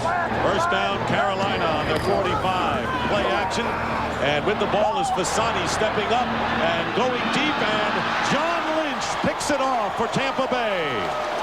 There were 3 white shirts in the neighborhood, and downfield was Steve Smith, but it was John Lynch making the interception to turn it over to the Buccaneers at 1:17 left. Well, then you get the inexperience of Randy Fasani right back on the next play.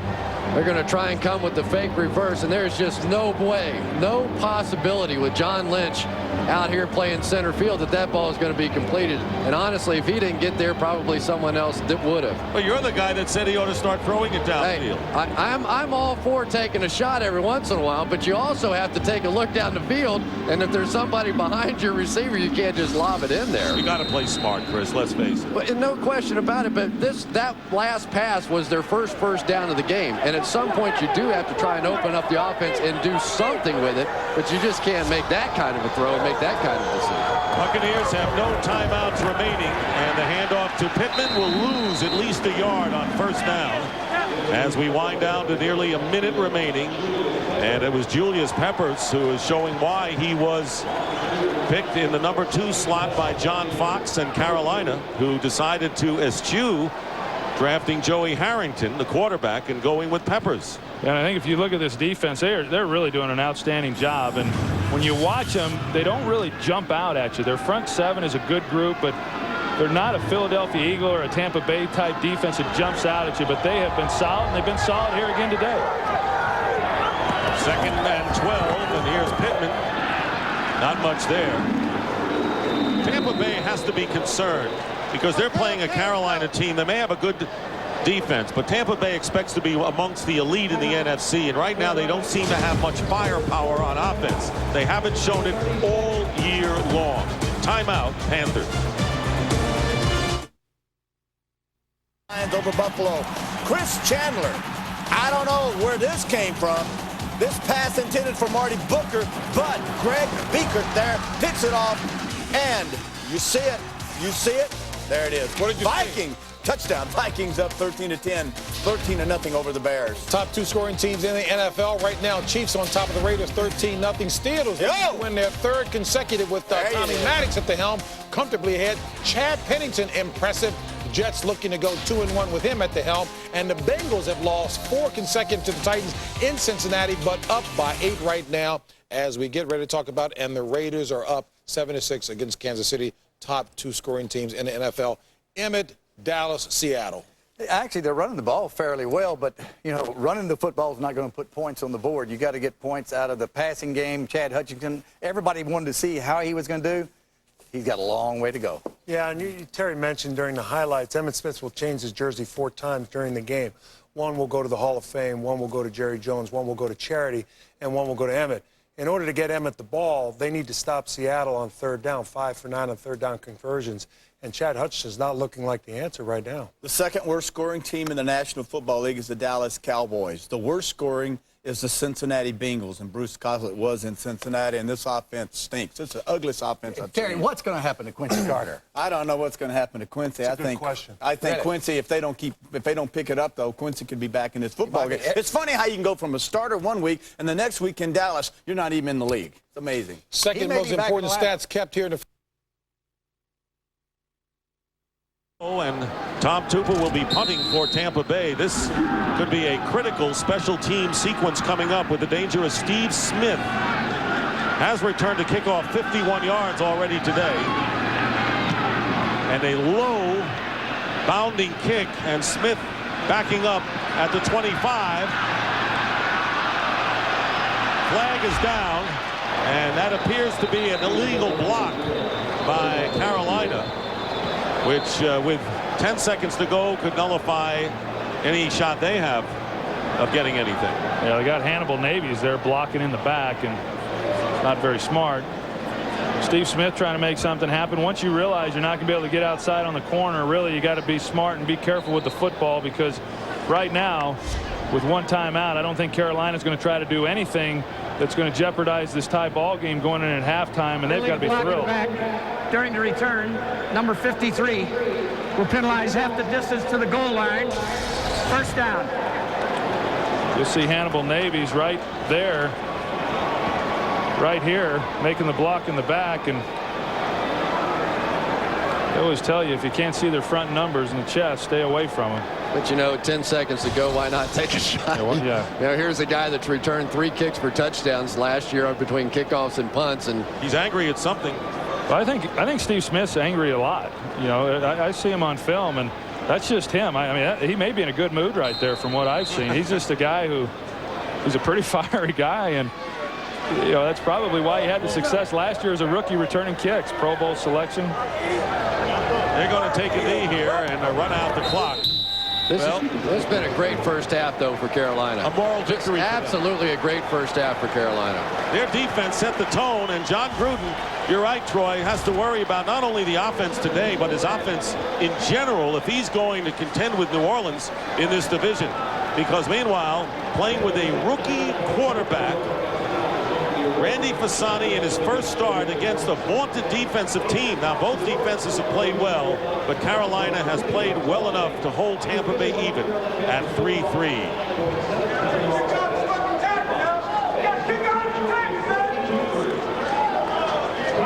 And that is the end of the first half with the score 3-3. Stay tuned for the Visa halftime report with JB, Terry, Howie, and Jimmy right after these messages and a word from your local Fox station.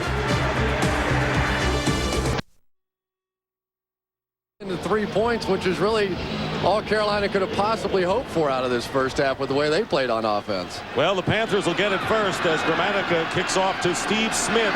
Steve Smith sheds one man, and a good return, and a flag down in midfield.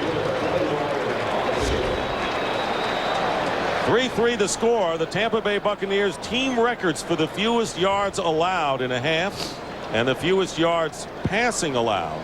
That's about what we expected, wasn't it? In the back during the return, number 88, 10-yard penalty, first down. Take a look at the halftime statistics. 15 yards allowed in the first half, fewest, and -4 passing. Those are records for the Buccaneers defense.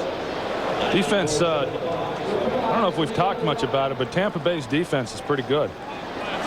You know? Yeah, it is. It's number 1 in the league. This just in. And Carolina, I mean, coming into this game, had not really done anything offensively. Every game that they had, and we talked about the game against Green Bay and these other games, they have done it by defense. They certainly have not done it by a very prowess offense, and it's going to take that defense again today if they're going to win. The turnover that set up their field goal earlier. First down on the 27. Randy Fasani has completed 2 passes, hands off to Lamar Smith. Lamar Smith trying to drag the defender and does a great job of dragging Dexter Jackson, the free safety, about 5 extra yards, and picks up 16 to the 42. That time they caught John Lynch coming on a safety blitz, but he was coming to the outside and just popped it right up the middle. And to be honest with you, I've been surprised we haven't seen more of Lamar Smith here in the first half, especially after the fact that Deuce Staley gouged this defense for 152. Yes, some of that was at the end of the game during mop-up time, but at least it was a formula for Carolina today. Smith has carried 9 of the 10 times. Fasani has had 1 carry for -1. And a first down. They go back to Lamar Smith. And spins his way past the 45-yard line. And a 3-yard pickup. Shelton Quarles, the middle linebacker, making the play. 2nd and 7. Warren Sapp has a lot to say, apparently, to Dick Hantak.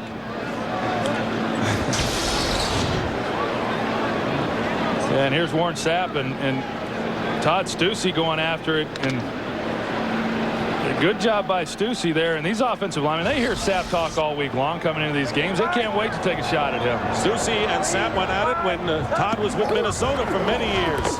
Here is Smith again. Lamar Smith, first down or close to it, as he is tackled in Tampa Bay territory at the 47-yard line by Brian Kelly. And let's see if he has enough. He does. It'll be a first down for the Panthers. You know, Warren Sapp's a guy that wants to rush the passer, and he will admit that to you. He'll tell you, I play the run on the way to the quarterback, but sometimes when he wants to get up the field, it can create some running lanes in there. That's the reason Booger McFarland has been so important to be his partner on that defensive line.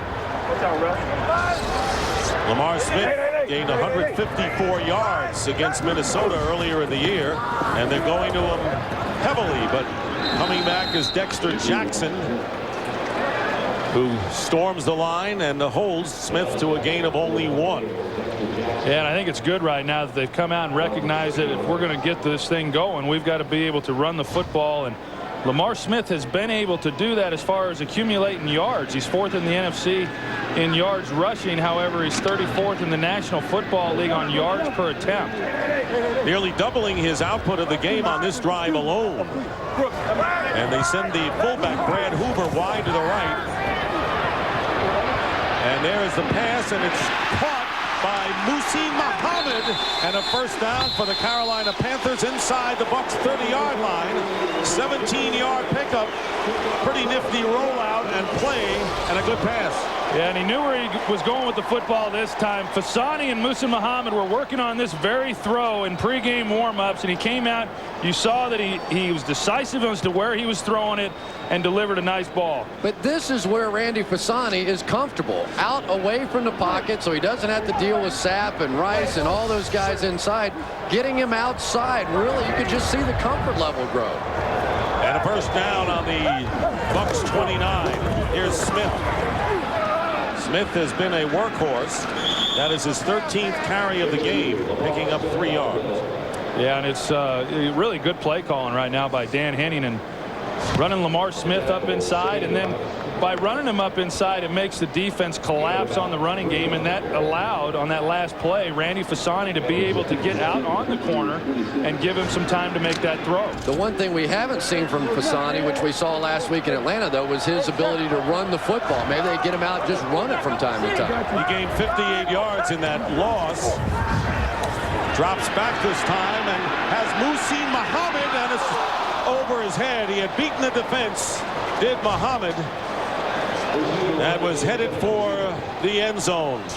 Well, that was close. I know the Carolina Panthers felt like if they could get up on the safeties, they could have a chance to make some big plays. You see Muhsin Muhammad, he's going to go to the corner. He's working off of Dexter Jackson. Dexter Jackson makes a bad angle, and he's been known to do this in the past few ball games. They had an opportunity. They failed to capitalize. 3rd down and 7. And if nothing else, the Panthers would like to move it closer for a possible field goal attempt if they don't get the first down. Got to get it inside the 20-yard line. And here is Fasani as a ball carrier.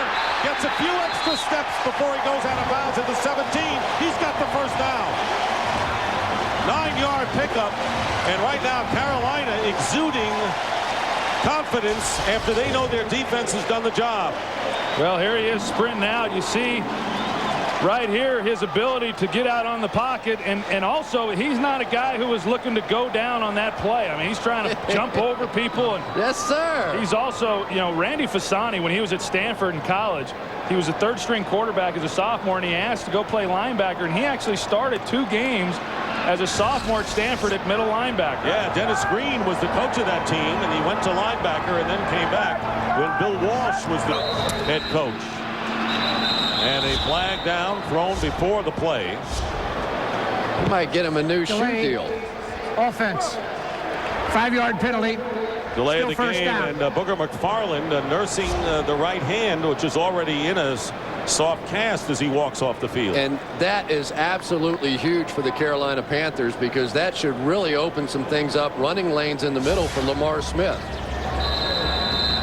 Jardrick Darby, number 91, replaces McFarland up front. McFarland has been a well-kept secret. Everyone talks about Sapp, but McFarland has been a big part of that defense up front. 1st and 15 after the penalty. Handoff to Lamar Smith. Not sure if that was the smoothest handoff you want on that play. And a minimal gain. No, but the one thing that they are doing is they're staying committed to it. And well, you get to running the football, and it's hard early in games to get anything going. And then you get in the second half, and you stick with it. And even in this drive itself, you see some big runs, and then you see some bad runs, you know, where they're not getting much. And you see the ratio there of run to pass, 7-2, and it's been a good blend considering the personnel that they have right now on the field. 2nd down and 11. Ball is on the 18 of Tampa Bay. Play action. Here's Ronde Barber, and the pass is incomplete. And Barber trying to get a hand on Fasani, who looked to dump it off to Hoover. And a flag down at the line of scrimmage. Fasani was lucky that wasn't a lateral there. Very close, just parallel to the line of scrimmage. Especially with the Carolina Panthers down here in field goal range with a chance to take the lead. You got to be careful putting the ball in his hands. Offense, unnecessary roughness, number 75. 15-yard penalty. It will be 3rd down. Todd Stussy.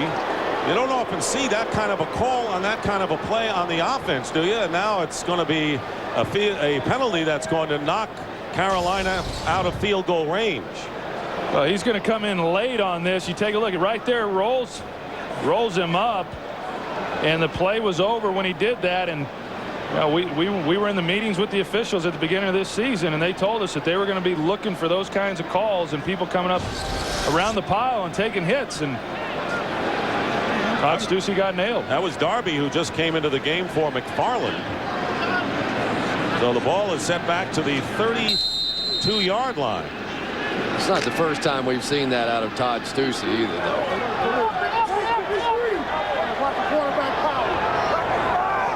3rd down and 26. Fasani with a quarterback draw, and he'll get to the 30-yard line, maybe the 29. Shelton Quarles says, how do you do? And 4th down coming up. Boy, there is no love lost between these two teams, and this has been the case since the start of this game.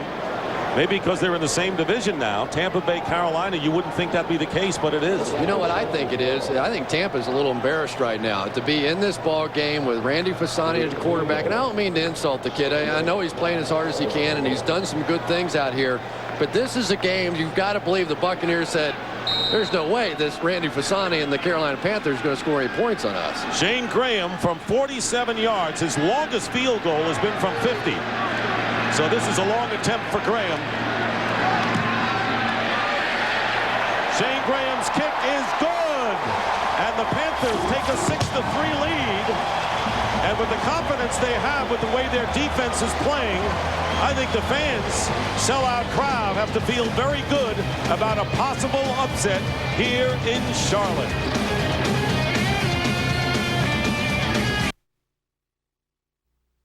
Spy.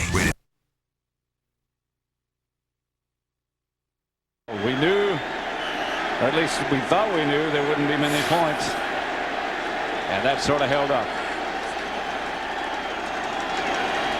Beagle, Cowboys coming after it. Swinton's on his own. He lets it fly, and it flies into the end zone. They'll bring it back to the 20.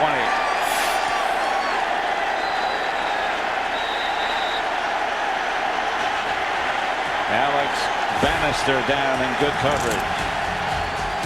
52-yard punt by Beagles. 7-0 Seattle to score.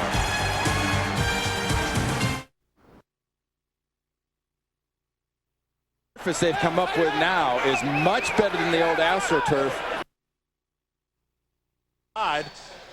Intended all the way to have a blocking wall set up in front of Priest Holmes, and that was another backward pass. But Romo sniffed it out. What's new? 4 Super Bowl rings. He said he wants another. A couple in San Francisco and 2 more in Denver. Derek Blaylock into the backfield to give Priest Holmes a breather. Instead they give it to Tony Richardson. Junior with the catch, another tight end. Breakthrough. This telecast is copyrighted by the NFL for the private use of our audience. Any other use of this telecast or of any pictures, descriptions, or accounts of the game without the NFL's consent is prohibited. Fox NFL Sunday is brought to you by Cadillac. Bold vehicles, defying convention. And the Panthers are roaring, and their fans are too. And there is a man who has come up empty today. Keyshawn Johnson has not caught a pass. Been thrown to twice. See what he does this time as Todd Sauerbrunn puts his foot to the ball. And Aaron Stecker returning for the Buccaneers. Stecker with a terrific return out to the 35-yard line. 6-3, Carolina Panthers in front of the favored Bucs. We'll be right back.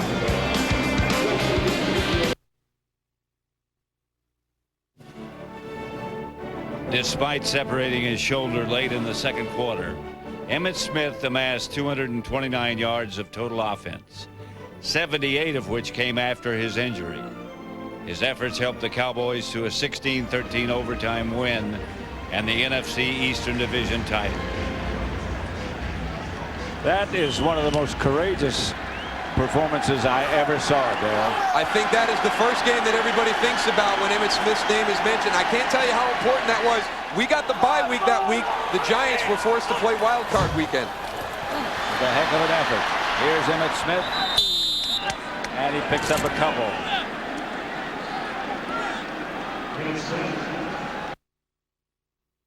Excited about Sunday.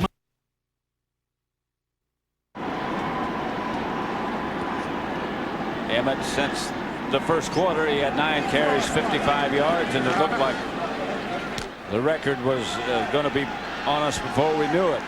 Since then, the Seahawks have shut him down.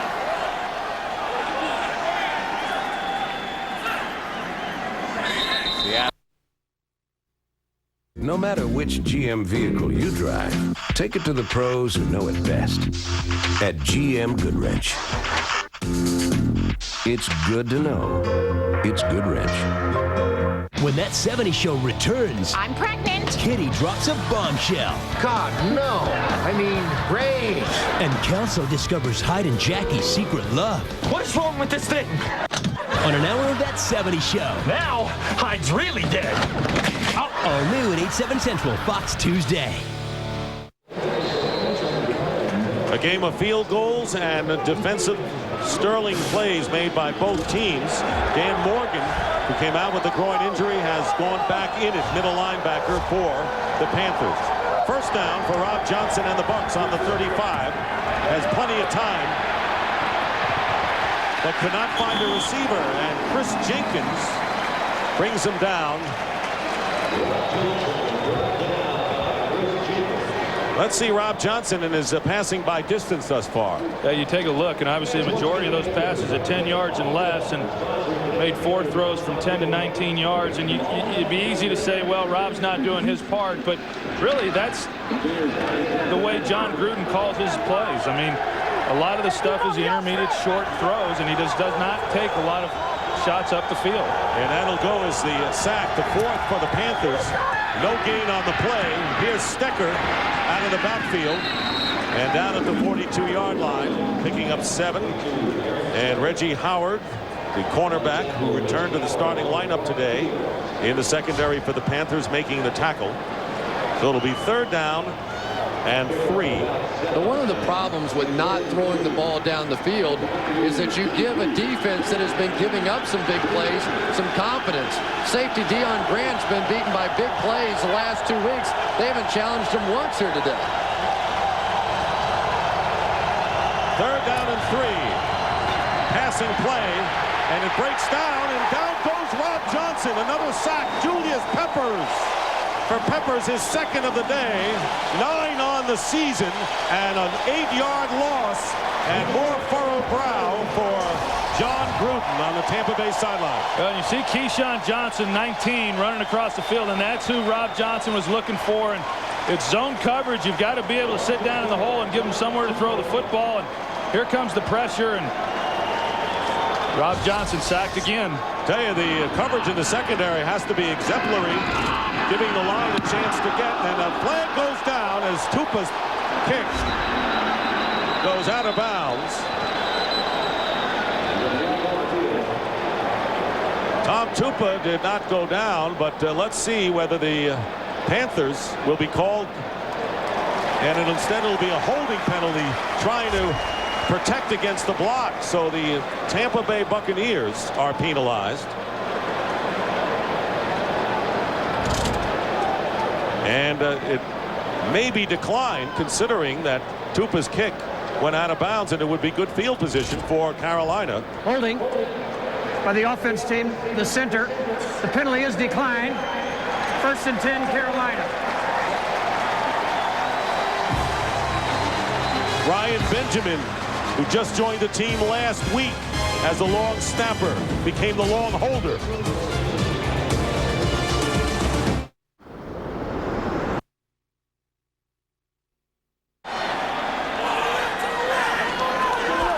Scott was the man in motion. This is Hambrick. Tripped up behind the line. Good play by Seattle's defense, led by Rocky Bernard. Rocky Bernard got across the face immediately of Javier Collins to get that play. Penetration disrupts the offense. You can see Troy Hambrick have to tiptoe a little bit. There's Emmett's wife, Pat Smith, with their son. We're getting close now. You saw Emmett after that last big run roll the fingers.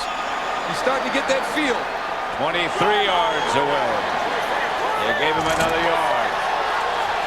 2nd and 13. And Emmett's back in the game. Hutchinson fires complete. Darnay Scott gets near a Dallas 1st down. Not quite enough. Well, the one thing that everybody talked about, you know, everybody wants Emmett to get the record here at Texas Stadium, but the #1 thing was to win the football game. And right now, Chad Hutchinson has to do his part. He's been in a little bit of a slump right now. Interesting to see them moving the pocket. One of the things they talked about was he didn't have the mobility. They liked him as a pocket passer, and yet we've seen on several occasions they've kind of sprinted him out to his right. And he's been more effective when that's happened. Hutchinson hands to Emmitt Smith, and Smith flashes into the secondary. If he hadn't been tripped, that could have done it.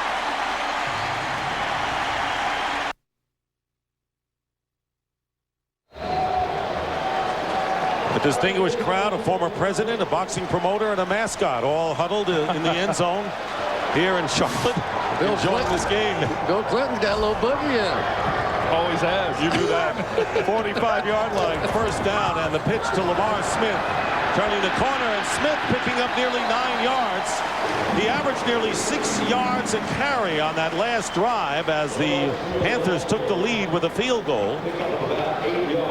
Well, I'll tell you what, you look back to last week when the Eagles were playing Tampa Bay and what they were able to do running the football in the 2nd half. And this line gets out there, Jamar Nesbitt and group, they get out and they make some blocks, but you see this Tampa Bay defense starting to wear down a little bit, much like they did last week against Philadelphia. Great block by Musa Muhammad on that one. Look at the difference in total yards. And we're still in the 3rd quarter. Brad Hoover, with his first carry of the game, will be enough for a Carolina 1st down. There is no question that the confidence of this team rose appreciably toward the end of the 1st half, when they knew that they could hold the team even after committing a turnover. And I don't think there'll be any easy offensive scores for the Bucs today. Well, and I've always said that if you leave a team in a game long enough, at some point every team's going to make a run in the game. And Carolina goes in at halftime and they say, hey, you know, we can play with these guys. Whether they believed it or not coming in, they certainly believed it coming out at halftime. From the 43, Lamar Smith. They get Brad Hoover for the second straight time. And picking up 3 yards with nearly 5.5 to go.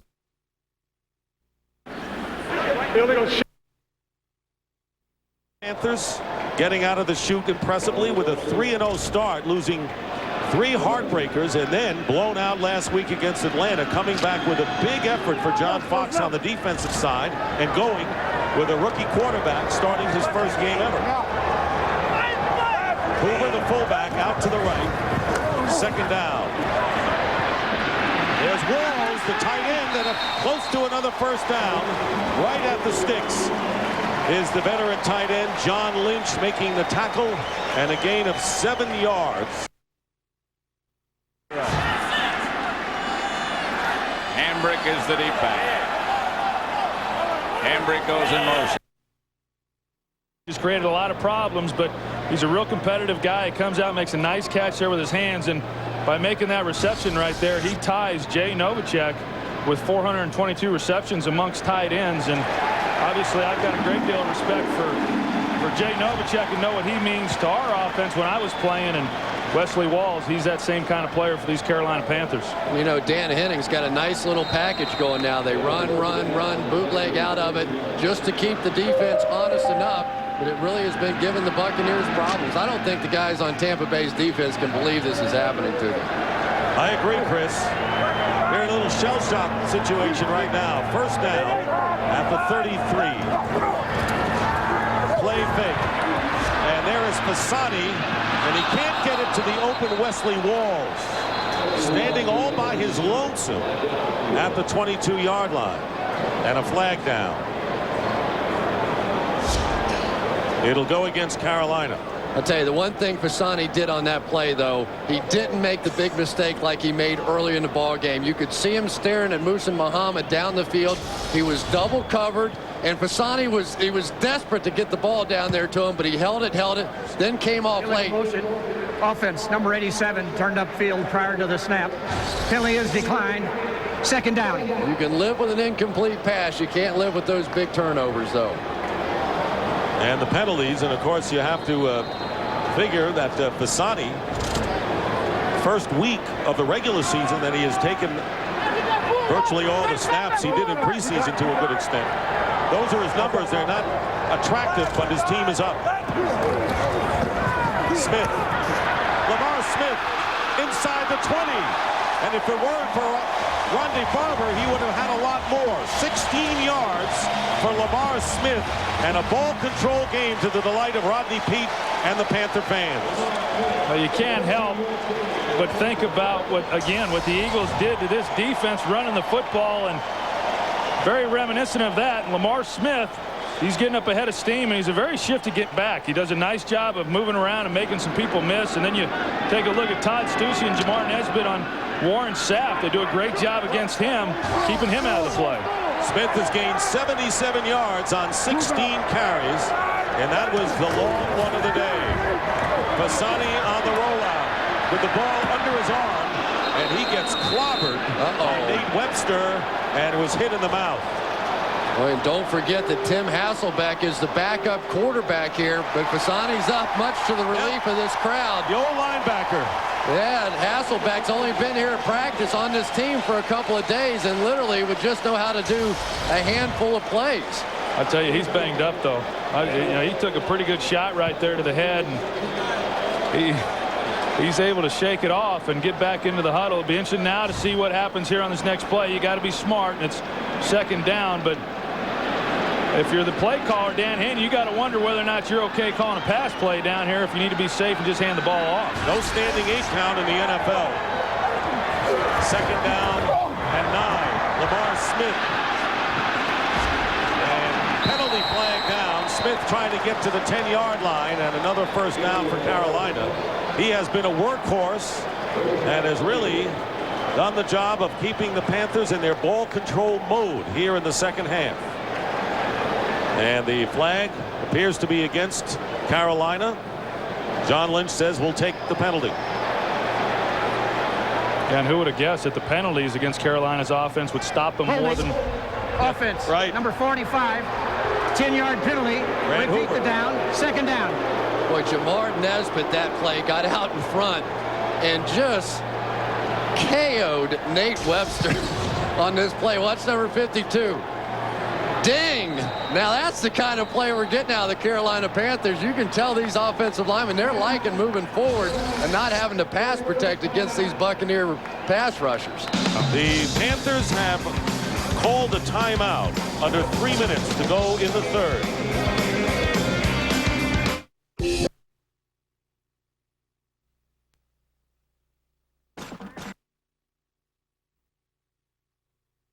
Thanks, man. 3 yards. How's that for a busy day? Had only 30 all season. And it's far from over. Of course, the productivity of these two guys. Tim Brown had 83 receptions last year. Jerry Rice had 91. And Rice, who's now 40 years of age, has 40 catches this season, and Brown's about to catch him in one game. Here he comes. Tim Brown to the 25-yard line. I think Rice had 4. Intelligent. And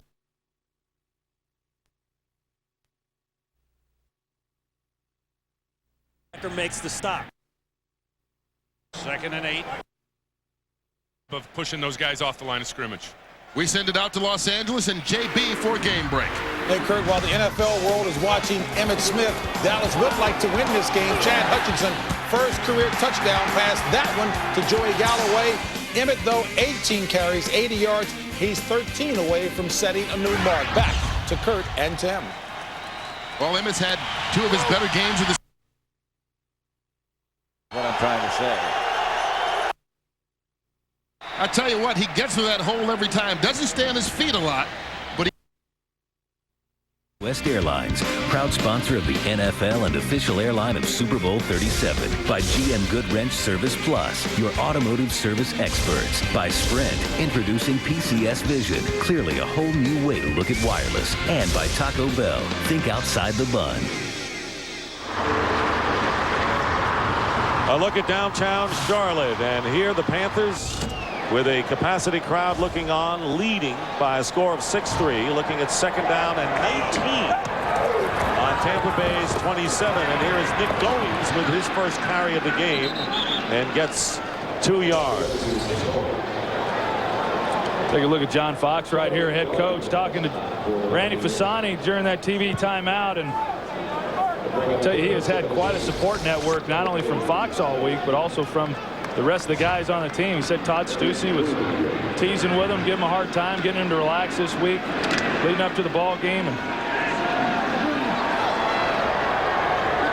3rd down and 17, 104-0, a shutout in yardage so far in the second half, and they hand off to Goings. And Goings is going to get a couple, bringing up 4th down on the 22. And for a game break, let's check in again with James Brown. Hey, Dick, while all eyes are on Emmitt Smith, the Cowboys would like to win this one. Take a look at Hutchinson. First career touchdown toss. That one to Joey Galloway, 39 yards. Emmitt Smith, though, take a look, 18 carries, 80 yards, 13 to set a new record. Dick, Troy, and Kris. Shane Graham, who has kicked a 47-yarder, now will go for 39 yards to extend the Panthers' lead. And here is Shane Graham's kick, and it is good to make the score 9-3. Graham coming in when John Casey went out for the season with a hernia injury. Whatever those notes John Gruden is making, not good. 9-3 now in favor of the Panthers. To 6 points, 24-18. In part by Damon's. Through 3 quarters, they're about as even as you can get. The score is 7-7. Time of possession is close. Seattle has one more turnover. Alexander. The problem is without a running game. Before the bye week. Third down. Gannon throws incomplete, and there's the flag. Defense, they've got a little momentum. It can turn into a lot right here. Third down and 2 at the 34. They pitch it. It's a fumble.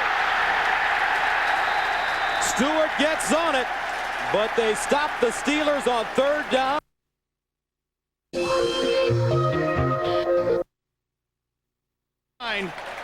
You see that ball, Fuamatu Malafala having to reach back. Cordell doing a nice job of just falling on the ball, but man, this momentum has sure shifted in favor of the Ravens. Remember, Plexico Burress has been thrown out of the game. Now no Tommy Maddox.